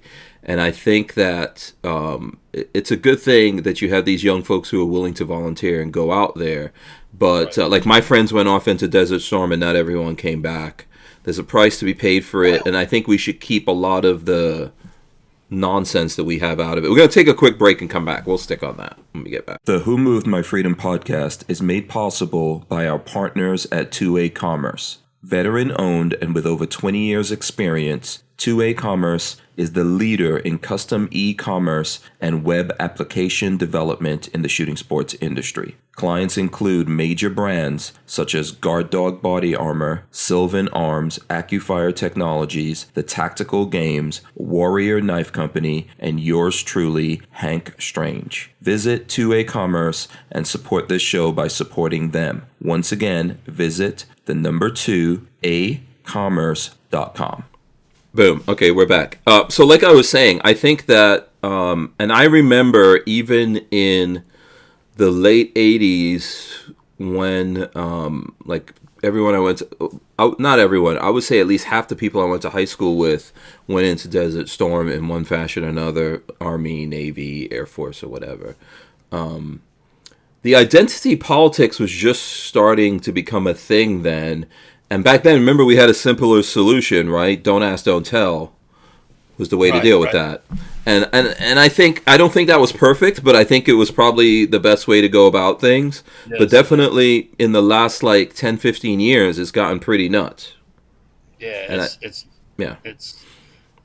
Trump's going to fix that. Or he's fixing it already, actually. So some of that. Yeah, but if you think about it, a lot of that will be discouraging to people who... Now, there's categories of people who want to go into the Army. Some people just want to go in there because they want to get paid for doing nothing.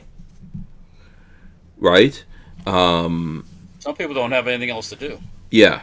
So, but for the majority of people who do it, it's like you get out, maybe you don't feel like going to college, you don't know what you want to do with your life, and then you decide to do that. There's also folks who their parents, grandparents, all that were in the Army. They go in, they do their time. People who want to serve the country. We saw a lot of that after 9/11. But we need people to actually do this, right? We need people to be ready to serve in lots of different ways. Yes. I think we need to be careful that we don't just engage them everywhere in the world, though. No. you know. But I think it's discouraging to see a lot of the craziness that's been going on. Yeah, and it makes the military look like a freak show. Mm-hmm. You know, when you are paying for sex changes and you let people just do weird shit, and it becomes a circus. But who would want to get him like a? I think I think the identity. I don't know how to put it. You could probably tell me a better word, Walter. But what's been happening is kind of been like normal people versus the circus. The freak show. Yeah. Yes. And most of us are just normal people. Yeah. And I'm not just talking about like there's folks out there who are gay. I get it. I mean, I know people like that. It's all good. But most of us are just even the gay people are just normal people.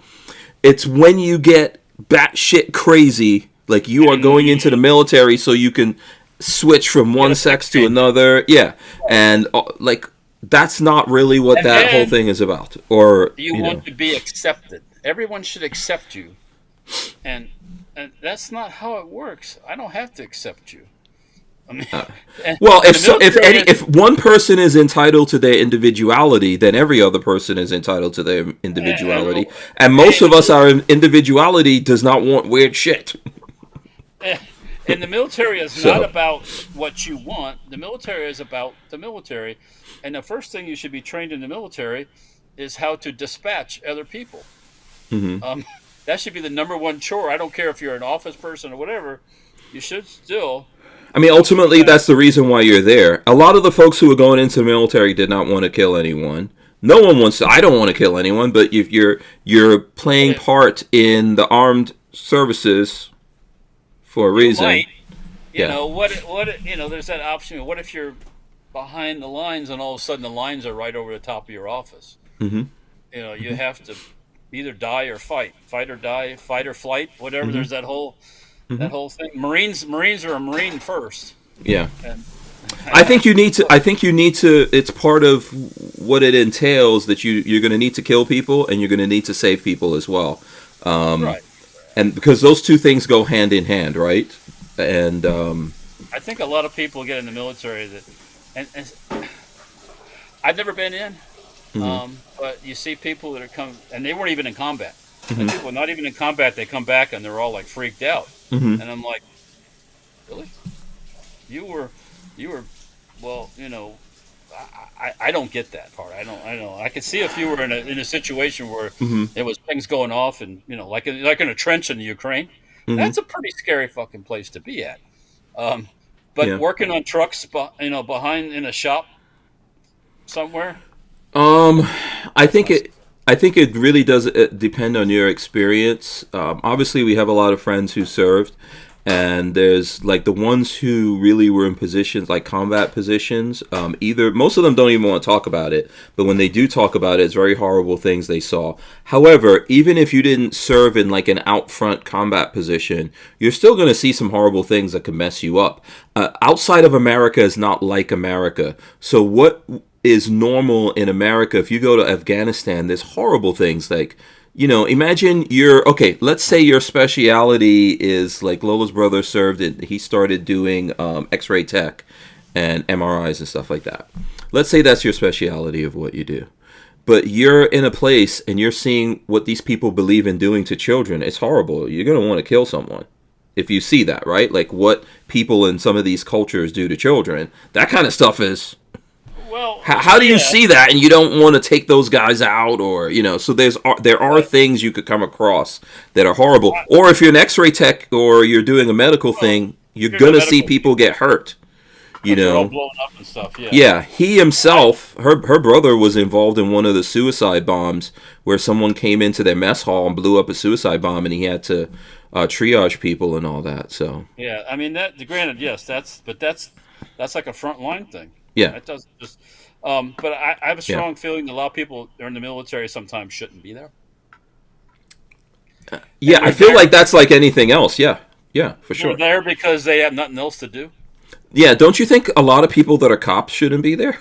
Oh, most of them shouldn't be there. They shouldn't be cops. And then now we're like forcing that we are making these cops a certain amount have to be female, or a certain amount have to be this or that. That's bullshit there. Yeah. I want people who have the highest aptitude to be a police officer to serve people, but also that they may have to take out people in order to serve people. And the ability to function in a, when you got to drag your buddy out of a situation. Yeah, under stress. Drag him 5 feet. Mm-hmm. Yeah. Same thing with firefighters. I would say even more so for firefighters, probably, right? Because you're requiring these firefighters to be able to run into buildings that are on fire. Which I've experienced that, like a building being on fire. When I did my internship, I went to like a broadcasting school in Palm Beach, and so I had to do it. It's a stupid thing, but I don't give it a lot of credits, but I did it. And I had to do an internship after that, and I interned with the Palm Beach Fire Department in their video department, and they were burning a building down, and so they wanted us to tape it, and they were like, "Oh, do you want to go into this building while it's on fire?" I went through the doorway, and I was like, "No, I don't think so. I'm not going to be in this building while it's on fire," because I was looking into the jaws of hell, and it was scary. And very hot. Yeah. So you need strong dudes doing that. Well, yeah, and you need to have, yes. Mm-hmm. Yes. And once again, I think they've made mistakes by putting females in positions that they cannot handle physically. Right. Physically. Yeah. They might be able to handle it mentally, but physically, if they can't handle it, And without a doubt, there's badass females. Without a doubt, there's badass females. Yeah, there's little girls that are badass too, but when you have policies that force that shit into organizations, it doesn't work. So. Yeah, I would put my life in the hands of a woman that's truly badass, but we have to identify that. And then when we find those women, for sure, we need to like support them, train them, pay them for the abilities that they have. But you can't force everyone to go down that path. Most naturally, that's going to be dudes. And not every dude. Every dude is not made out to be a firefighter. If you cannot go into the fire, like how I saw that fire and I was like, no, thank you very much. Right? Then... You saw the thing with the fires in L.A., this large... woman who was in the fire department, basically, when she asked about going in and getting a guy out of the fire area, she basically said he shouldn't have been there. Really? Yeah. Yeah. What if the shoe was on the other foot, that she was in there and that guy had to come in and get her? Maybe she's too big to be drug out. I don't know. But she wasn't a thin lady either. She was kind of a thick girl. So, Flying Rich is in the chat. Yeah. Flying Rich says I have to accept. You got to accept him. Me. Yeah. Yes, we have been forced to accept Flying Rich.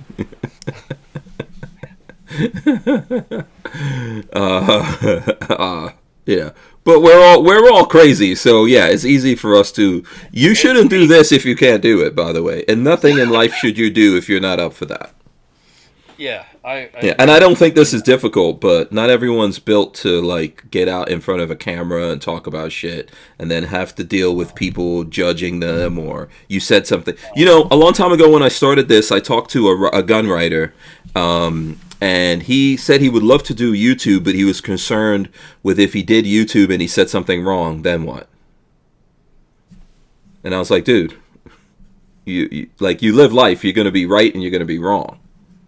So, if you're going to do this, you have to be the kind of person that you just put yourself out there and you're willing. If you mess up, you got to be willing to go, I messed up, I said the wrong thing. If I screw up, I'll tell you I screwed up. Yeah. You can ask Joe some of the shit I say in the shop. Oh, I don't have to ask Joe. I'm pretty sure. I don't know if I put it all on the internet, but... No, you shouldn't put it on the internet. Thank you very much. Joe, do not let him put... Joe, screen what goes up on the internet before it goes up there, please. Yeah. And I realize that too. So, sometimes it comes out of emotional It's an emotional interruption. That's what you'd say. Yeah, but like everything you do, you take a risk and you put yourself out there. And I'm not trying to knock everyone. I think, so there used to be a time in the world when we believed that, I think under the eyes of the law, everyone should be equal. But the reality of life is we're not the same. We all have skills, experience, abilities, natural abilities. Yeah. That set us apart, right? And we used to respect that. Do you remember those times? Well, that's like we be boys, and then they're girls. Mm-hmm. The girls are not boys. Yeah. Or not. Yeah. Everybody's not the same. Everybody can't do the same things. No. But some people have a natural. So, for example, you don't have. I'm not saying you don't have degrees, because I'm pretty sure you do have a degree, but you're not necessarily formally trained in all the things you can do. You just have a natural ability to do those things. Right. I mean, some people can sit down at a piano and start playing it. Yeah. And my grandfather did that one time. Mm-hmm. My dad's dad. We were up in Illinois at my aunt's house, and they said, "Oh, she said something about you can play the piano," and I'm like, "You can?" Mm-hmm. I didn't say that like that. He sat down and he started hitting the keys, and it made sense. Now, he probably did that long time ago, but I mean, some people can pick up. I was welding all day today, so some people can do that naturally. Other people, they just can't fucking get it. You know, and but I think that we used to be able to notice that, right? Like we noticed a person. If you were a watchmaker, let's say you and I are into watches. If you're a watchmaker, watchmakers would look out for other people that had the natural ability to be watchmakers. A lot of times that would actually be women, because if you're dealing with little tiny things, right? That's the nature of watches. There's a lot of guys involved in that in terms of invention and stuff like that. I think if you look at it, people could take this the wrong way, but I think men are typically more inventive than women. Not to say that women aren't inventive. I think there are inventive women out there. But men, the way our minds work, we are always trying to create things and fix things and make things better. It's just the way naturally that men work. Same way that there's just things that women do very naturally compared to men, right? So we used to identify people by that and then put those people in those positions to serve the world. So whatever it was you did, you served the world in that way. If you were a good negotiator, you were a negotiator. You don't put somebody in that position that it isn't. Yeah. If you're very good at organizing people, yes. If you're good at organizing people and being the boss of people, they would go, oh, this guy or this woman, she's great. She could see that and figure it out, and they would do it. But then I think, as the school system, especially past your basic education, I think in the world we had no education, and then people had to have a basic education. Then they started going to higher levels of education. That higher level started fucking everything up. Pushing folks into that higher level that have no business being in it, and giving them a false sense of accomplishment through this degree that is useless, pretty much. Yeah. And then they get out in the real world, and it's like, well, you don't want. I can underwater basket weave. You don't need an underwater basket weaver? No. You don't need a liberal arts person? Well, yeah, and the first educational degrees that were given out were not given out in all this bullshit. I think there's valid reasons to give out degrees. You can argue whether you got lawyers, but real engineers, and I mean, there's good lawyers, and then there's lawyers that are just shit. We do need lawyers, unfortunately. Yeah. Yes, you want to get one, you want to have a good one. Yes, we do. When you get really sick, you want a good doctor. Yeah, even teachers. We need teachers. We need nurses. Yeah. Doctors. I had teachers in school that they were just there to fill in a spot. That's the first place I noticed something was wrong, man. Like, my parents were both naturally teachers, my mom and my dad. And that's because they love to educate people on things, to share knowledge, and to bring people to knowledge and understanding of things, right? But yeah, when I came to America and I saw that there were people just taking the teaching job to get in there, and then once they became tenured or whatever and they couldn't be fired, to do nothing. Yeah, or to even just try to like abuse the children or take advantage of the children. I was like, what are we doing? If we're so bloated that we have these people that are destroying the people they're supposed to be protecting, then we have too much of that. Right, yeah. And we have to cut that back. And colleges and universities, in a big, not, I don't believe in the whole part, but in a big part, that's what they are. It's a racket for the money. Yeah, and it probably needs to be pulled back, man. The funding, like we were talking about USAID and the other things that Trump and Musk are going after, I'd like to see them go after some of that. Universities will not exist if you pull out the federal money. Yeah.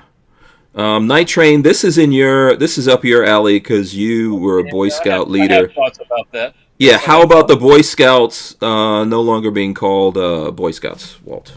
Okay, so both of my sons are both Eagle Scouts. Mm-hmm. I was the leader of the troop until it dissolved because we just ran out of boys because we weren't getting fed from the Cub Scouts because there was some things shenanigans. Mm-hmm. Yeah, exactly. But I think the main driving force with all that is the good old-fashioned shekel. Mm-hmm. The Boy Scouts are first thing, the Boy Scouts were so worried about being all-inclusive. Mm-hmm. We have to accept everyone, and with that comes problems at times, especially when boys aren't boys, or maybe boys like boys. And or some people just need to be rejected from shit. Now there's always been boys that have liked boys in the Boy Scouts and for sure stuff like that. But when you go to that girl thing, that to me, I don't know how it is now. Mm-hmm. I mean, but it's just kind of like, well, what do you do when you go camping and you're out doing this and you're doing that? It becomes distracting because you can't really teach them what you want to teach them if you put them all in the same pot. It's easier to separate the boys and the girls and to get them the skills. Girls need survival skills and all of that kind of stuff as well. Yeah, and boys need the skills of being able to cook and do domestic, what we would consider domestic things. But sex should get separated from that, regardless of what their sexual orientations may be. When boys and girls get to a certain age, they start thinking about the same stuff, mm-hmm. and it ain't cooking eggs in the morning. It's but it's nature. Well, this is the way. Hello. This is the grand design of the universe. I get that. Yeah. So anyway, but that's also a teaching moment to me that you have to teach discipline, right? And restraint. A lot of adults need that too. Yeah. Yes. Yeah. Yeah, and where they keep their thing in their pants, so they're not going after the Girl Scouts, Boy Scouts mother. True. Mm-hmm. But anyways, my last boy Spencer finished the Scouts right as that idea was coming to fruition, and I'm glad it did because I didn't have to deal with it, and may the force be with him. But overall, the Boy Scout experience I think was good for all of them. So. Mm-hmm. Yeah, most of the people who I talked to who did that, we never did it. I didn't do it, and then my kids didn't do it. But and I know we've got a limited time here, but I do think there's certain experiences that children need to have as they grow up, and we need to consider that. Let's take this break and come right back and talk about that. Folks, let me tell you about U.S. Law Shield. If you're serious about your Second Amendment rights, then you need to get serious about protecting yourself legally. Use promo code HANK for 2 free months on an annual membership, plus a locked-in rate of just $10.95 per month. Remember, the fight for freedom doesn't end at the range. Arm yourself with U.S. Law Shield, and remember to use promo code HANK. Yeah, Patrick. Patrick hates that thing. If he was here right now, he'll be making fun of me the whole time that's going on. What's up? Crumpy's in the chat. His boys are in Boy Scouts right now, and they said they have separate troops for boys and girls. So, but I think a lot of the stuff the Boy Scouts do, a lot of girls can get a lot of good experience, like going out in the woods and camping and self-reliance and all that stuff. So I think it's a two-way street, and there's also in scouting, there's called venture scouts. Once they get past a certain age, they can be a venture scout, and that's always been boys and girls. So, Yeah, shout out to Crump out there. He says nerds. There you go. Yeah, we are Nerd Squad. Yeah, he says he's an assistant scoutmaster. I have met his boys. I got your Nerd Squad here. I have met his boys who are very spirited, rambunctious, normal, healthy American males. Very also highly intelligent, which they get from both their mom and their dad. Man, when you put two nerds together, man. You create a super nerd comes out of his son. One of Crump's boys was talking to me about how he was going to hack someone that was getting on his nerves, and I was like, "Oh my god!" I'm laughing at Flying Rich's Armed Scholar has breaking news. Yeah. So listen, I think that as kids grow up, they need certain things. And for sure, we need to give a kid's basic education, but I think things like Boy Scouts or Girl Scouts is a really important part of that. Because you need like a classical education in the world around you and how it works, right? And you need to just get outside and as much as I've sucked at times being outside in the weather and all that stuff, I think it builds character a little bit. But as human beings, there's certain things we also need to teach our children. So, for example, I can't think of a place on this planet. Obviously, there's places that are landlocked. But anywhere on this planet that human beings live, because we are 70-something% water at least, you should know how to swim, for example. Every human being should know how to swim. Yes, that's a survival skill. Yeah, every human being from a very young age, we should attempt to educate them on how to swim and the dangers of water. Every time summer starts, like summertime comes around, which is coming up here in Florida, X amount of kids drown. Unfortunately, it's terrible. The kids that drown just in pools. This is one of the reasons why I hate pools. Yeah, that's what I mean. In backyard pools, people drown. And it's like this shouldn't be that way. No. But it's one of the basics that we don't give to people, that we should make sure that people know how to swim. We should also make sure. There's a tremendous amount of adults that don't know how to swim. Yes, you're right. Yeah. And I'm not saying like swim like you're a freaking Navy SEAL. Yeah. You just need to be able to stay up above the water. Know the basics. Know that water is dangerous and it kills you. Okay? Know that there's also creatures typically in water. Yeah. Like you said, Walt, know how to float. Know how to stay afloat, how to swim, and understand like currents and tides and stuff like that. Don't do dumb stuff in the water. Yeah, I always, for some reason, I always grew up on the beach. So in New York, I grew up in Far Rockaway, which was on the beach, and kids would go out there swimming in the Atlantic, man, and get caught in those riptides and stuff. Yeah. So I think that's a requirement, and then I think there's things like guns and stuff like that should also be a requirement. I'm not saying everyone should be forced to carry guns, because I don't believe that. But you should be able to understand those things and the destructive capabilities, how to make them safe, how to make them destructive, how it works. Fire. Don't fuck around with fire. Yeah, that's true. That's a bad one too. Yeah, that's how a lot of kids, unfortunately, like a lot of fires and house. Including like me and my brother. When I think I told you before, when we were kids, my like in England, when we used to walk to school, and my mom would give us like she would give us some money to buy candy and stuff like that, right? So instead of, my older brother convinced me, instead of buying candy or whatever, to buy the caps, the caps for guns. Guns, yeah, the cap guns. We would buy those little like tight reels that go in the cap guns, and we built up a bunch of them, and then we took a light apart and we put all these caps in one big pile and electrified them and blew up our bed and started a fire. I had up in Illinois when I was just like 6 probably. Had like a playhouse thing in the backyard.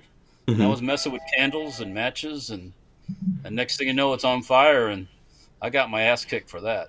But, My Yeah. dad put it out, but I got my butt kicked for that. Yeah. So. I feel like there should be basic things that you should teach your kids. Art should be a very important part of kids' lives as well. Me personally, I believe that. And creativity. Yeah. Everybody. That's my phone. Is that your phone? Okay. I get notifications now. It sounds like a train. Yeah, you need that. We finally figured out how to turn it on. Oh, okay. What was I going to say? Creativity, very important for you to be able to make things, fix things, all of that. Yeah, just simple, And when it comes to art, I mean, it can be just as simple as drawing or coloring or blue and X gives Y and making things, and it doesn't. You should be able to make your own shit. I remember a lot of times as a kid, we didn't necessarily have money, so making toys, you had to make your own toys. Oh, I made Okay, so if you hold that button on the left side of the phone down, it will go to silence mode. You'll feel it buzz when it goes to silent. The top left. Oh, it's fine. I don't think anyone cares. They'll just hear it in the background. I did it. Yeah, Rich said, I only did dumb stuff in the water, play with fire outside. Night Train said, I grew up on Coney Island, and I remember quite a few people had drowned off the treacherous waters of Far Rockaway. Yes, quite a few. Yeah, I mean, water is... That's growing up, moved down here to Florida, we ended up going to summer school, like summer swimming classes. So we rode to the place, and you learn how to swim. It's a little terrifying at first if you're not used to the water. I remember I was either Will or Spencer, I think it was Will, and they put him in the pool at the freaking locally here. There's a recreation center thing, like YMCA type thing. He was screaming bloody murder. It was just like I don't even like to think about it. But, yeah. I understand. But he learned how to swim, so yeah. I think it's really important to learn that, but there's just these. Nothing we're saying is new. It's also when you learn how to swim and you can take off and go across the pool through the deep end, you're like, I'm badass now. I can swim. It's a confidence builder too, Yeah. At least it was for me. Yeah. I think it's important. I can jump off the big high dive right in the deep end and go right out of there. Yeah. I think it's important to discover people's natural abilities, right? So that's why I think you should teach people to be creative, to build things, to make things. Because now we don't have... I was just talking to my younger son the other day, and I said, listen, we were talking about jobs and, jobs that people do and all this kind of stuff. And the fact that there's so many people that don't work in an office, which I don't think there's anything wrong with that. I don't work in an office, but... I said, in order to not have to work in an office to go in someplace and do a 9 to 5, you need to have a special skill that everyone doesn't have. What? Okay. You're not working in your office is your business. Yeah. You don't have an office to work in. Your office is and I've had offices before, but yes, my particular business entails me moving around and doing stuff. Right. Well, now this thing like with the government, people working from home. No, fucking, because that's not working. Sorry. I think there's circumstances or whatever, but for most people, no. But if you don't want, forget about that. Most people, and I was trying to tell him this: if you want to be able to have a job, okay, where you can make a good living and enjoy your life, you need to have skills that everybody else doesn't have. Okay. Because any kind of office-based skill that you have today that you do for a living is on the way out. This is where AI and automation and all of that stuff is coming in, right? So if AI and automation and robots and all that's coming in, where are you going to have the job? You can have the job if you're the person who understands how to build the robot or repair the robot or program the robot. Somebody's got to fix the robot. Somebody's, it's like saying there's never, tanks are gone. There's going to be no more tanks. They said that numerous times, and guess what? We will always have to fight. Yes. They're always going to need somebody in the end to go in to where you just did your dirty business and take over. and finish the job. Yes. We're always going to be in need of fighters. We're people who are, there's just certain things we're always going to need. And if you realize at a young age you have an aptitude for that, you can build something out of that. I'll talk about something that we're into. Watches, right? Now, I know everyone's like rocking their, everyone has their smartwatch on them. I'm not hating on it. Someone has to make that stuff. But I like an actual watch. Look at that. This is a GMT, by the way. This is a Tudor FXD GMT. This is actually a military style. So this could tell me 3 different time zones and stuff like that. Walt, what's your watch? It's an Omega. The Omegas. Speedmaster? Yeah, Speedmaster, but the Apollo 11 commemorative one. Yeah. So now the thing about these are little machines. Like we talk about cars and stuff like that. These are little mechanical machines. This one in particular winds itself when I move around, right? Walters, you have to wind it. But this is very intricate inside. And these are a lot of money nowadays compared to what they used to be when you and I were kids, right? These things are expensive now. Well, yeah. I mean, because everyone cannot make this anymore. And the people who have the skills to make these and work on them and fix them and all that kind of stuff are going out of the world. And this is a place that you can separate yourself from other people. There's always going to be somebody needed to fix that watch, fix the band, even the simplest things. If your band is broken and you can't fix it, you got no watch.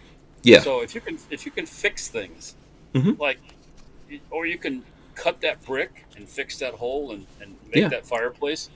There's no robot's going to come in and build your custom fireplace. You're going to some mason's going to have to come in and do that. And people look down on those jobs, but they're in demand. I think those kinds of jobs are in the highest of demand, right? If you look at like you were talking about welding, the dudes who can weld aren't poor. Yeah, and now they're not broke. Right, with our new presidente, he's gonna cut the oil industry loose again, and there's going to be welding jobs all over the place. And you can work, you make good money. So, and you don't have to go to 4 years of school. You don't have to be a PhD and a DAC and everything else. You're not. There's competition in the jobs, but it's not like where the colleges turn out these people with these degrees and Yeah, and it's not, look, if you're the kind of person who has an aversion to hard work, I get it. But there's jobs you can do that you don't it's not necessarily a physically hard. Like, for example, sales guys, we're always going to have sales guys. And not everyone can sell things to people. No, not at all. Not everyone should sell things to people. Not everyone that sells things to people have any understanding of what they're selling to people. They're selling. But they're good. But they're good talkers. Yes. But so if you're a guy who has an affinity for something, like you like guns, you like watches, you like cars, you like houses, and you understand that, and you have the ability to explain that to people, now you have an ability to sell that to people, and you could be very wealthy from doing that. There's so many things, right? That I don't know, Walt. I mean, just name it. That we need a ton of skills in this world. And that will never go away. But if you believe that, I just want to get a job where I get up, I go there, I punch in, I sit behind a computer and clickety-clack on something, your job is in big danger. Yeah, well, and what'll happen is you'll get to a certain pay grade, and they'll find somebody else that can clickety-clack for less money, and you'll be gone. Yeah, so, if they'll find someone else, and then they'll go to another country, and then eventually they'll go to a machine or a computer or something that can eliminate that. And as a human being need to make yourself specialized somehow. Look at the stuff that Elon's doing with his hotshot young bucks he's got. Yeah, big balls.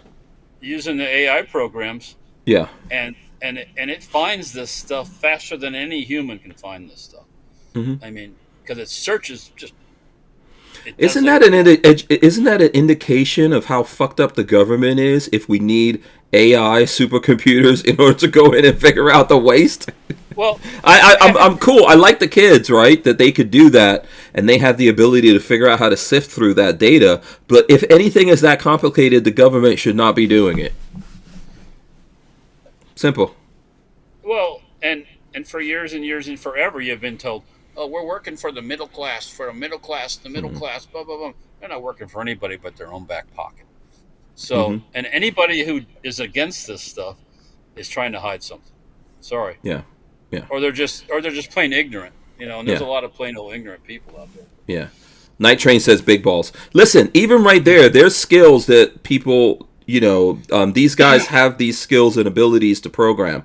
Or, for example, like, there's a lot of kids now that like to play video games. And I always told my kids, I don't have anything against video games because I think for a lot of people of this generation, you and I kind of grew up in generations outside of this, where we actually physically went out there and did things. Kids of this generation, it's not a bad thing. Keeps them busy, and they come back from work or whatever they do and they play games.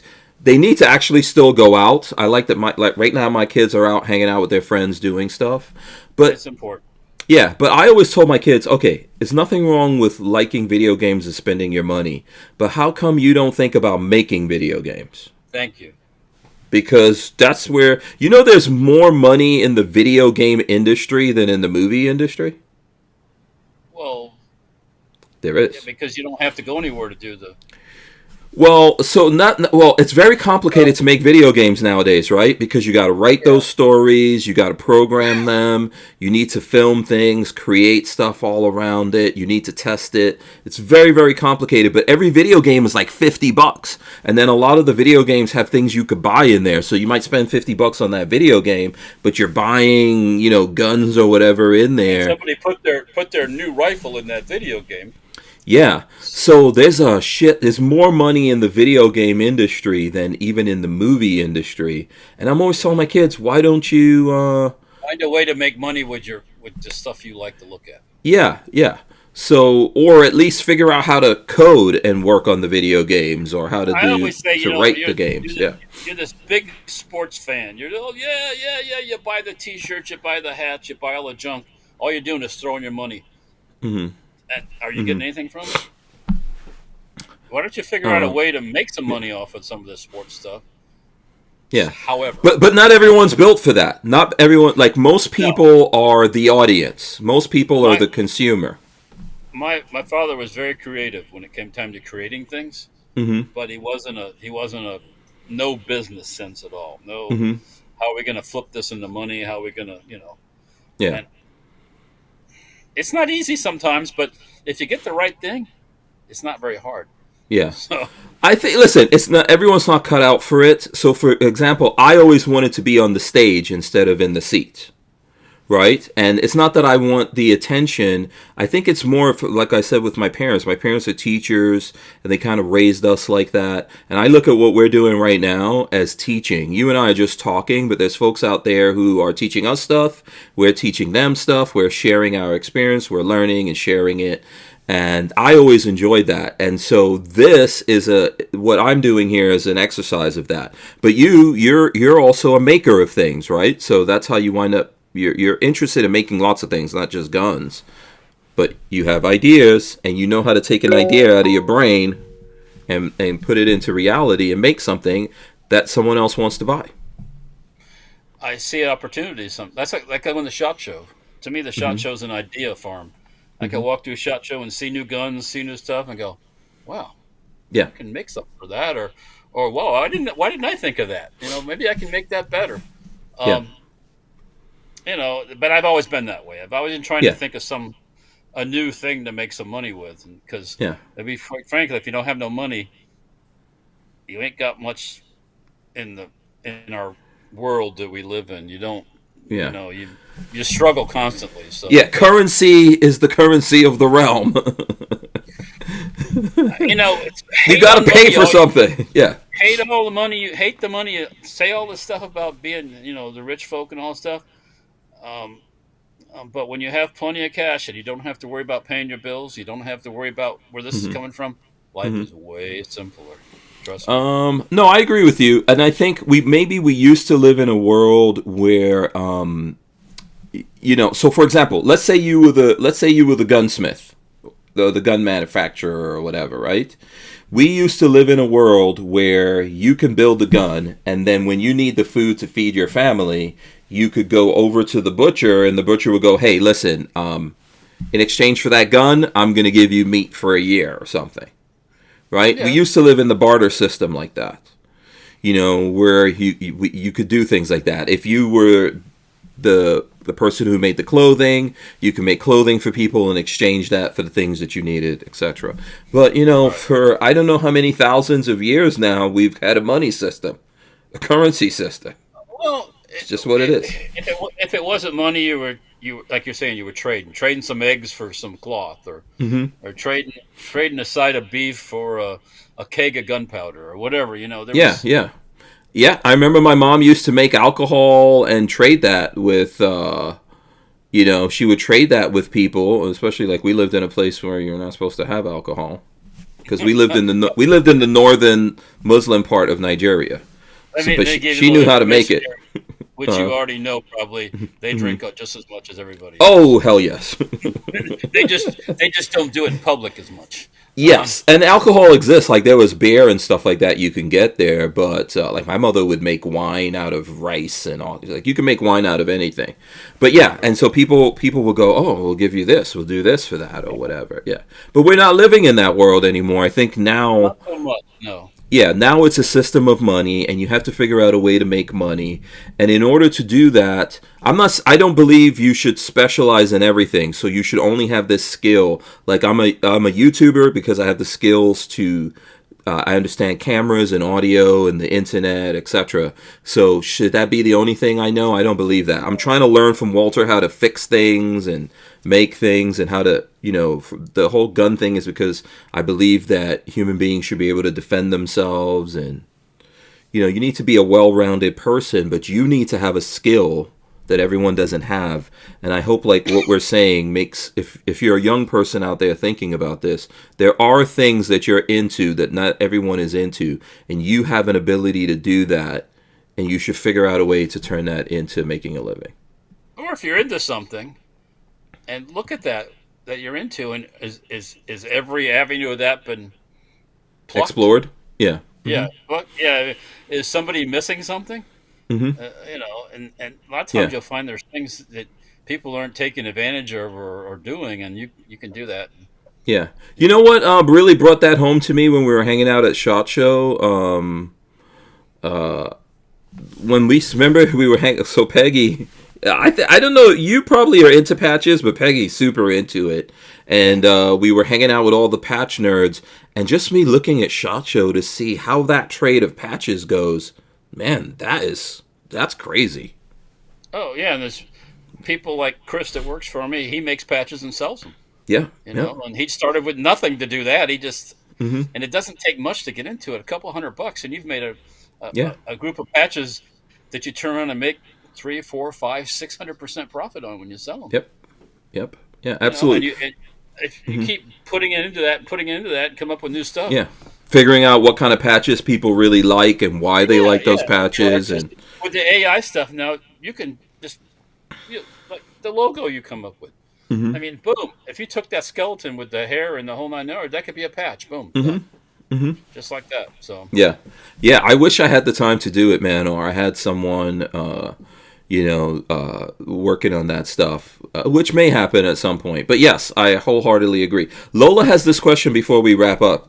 Walt, Lola has this question for you. And since this is all about Walter, we should end it on this. What did Walter do before Safety Harbor Firearms? Was Safety Harbor Firearms something you always wanted to do?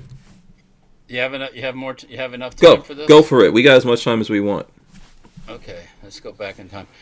I'll go back to when, I have worked at, first job ever was at Winn-Dixie grocery store, bagging groceries. Then I was doing stock there, and they wanted me to go into management, actually. How old were you? Teenager? 16, 17. Okay. Yeah, but I worked, so they saw that, and they wanted me to do it.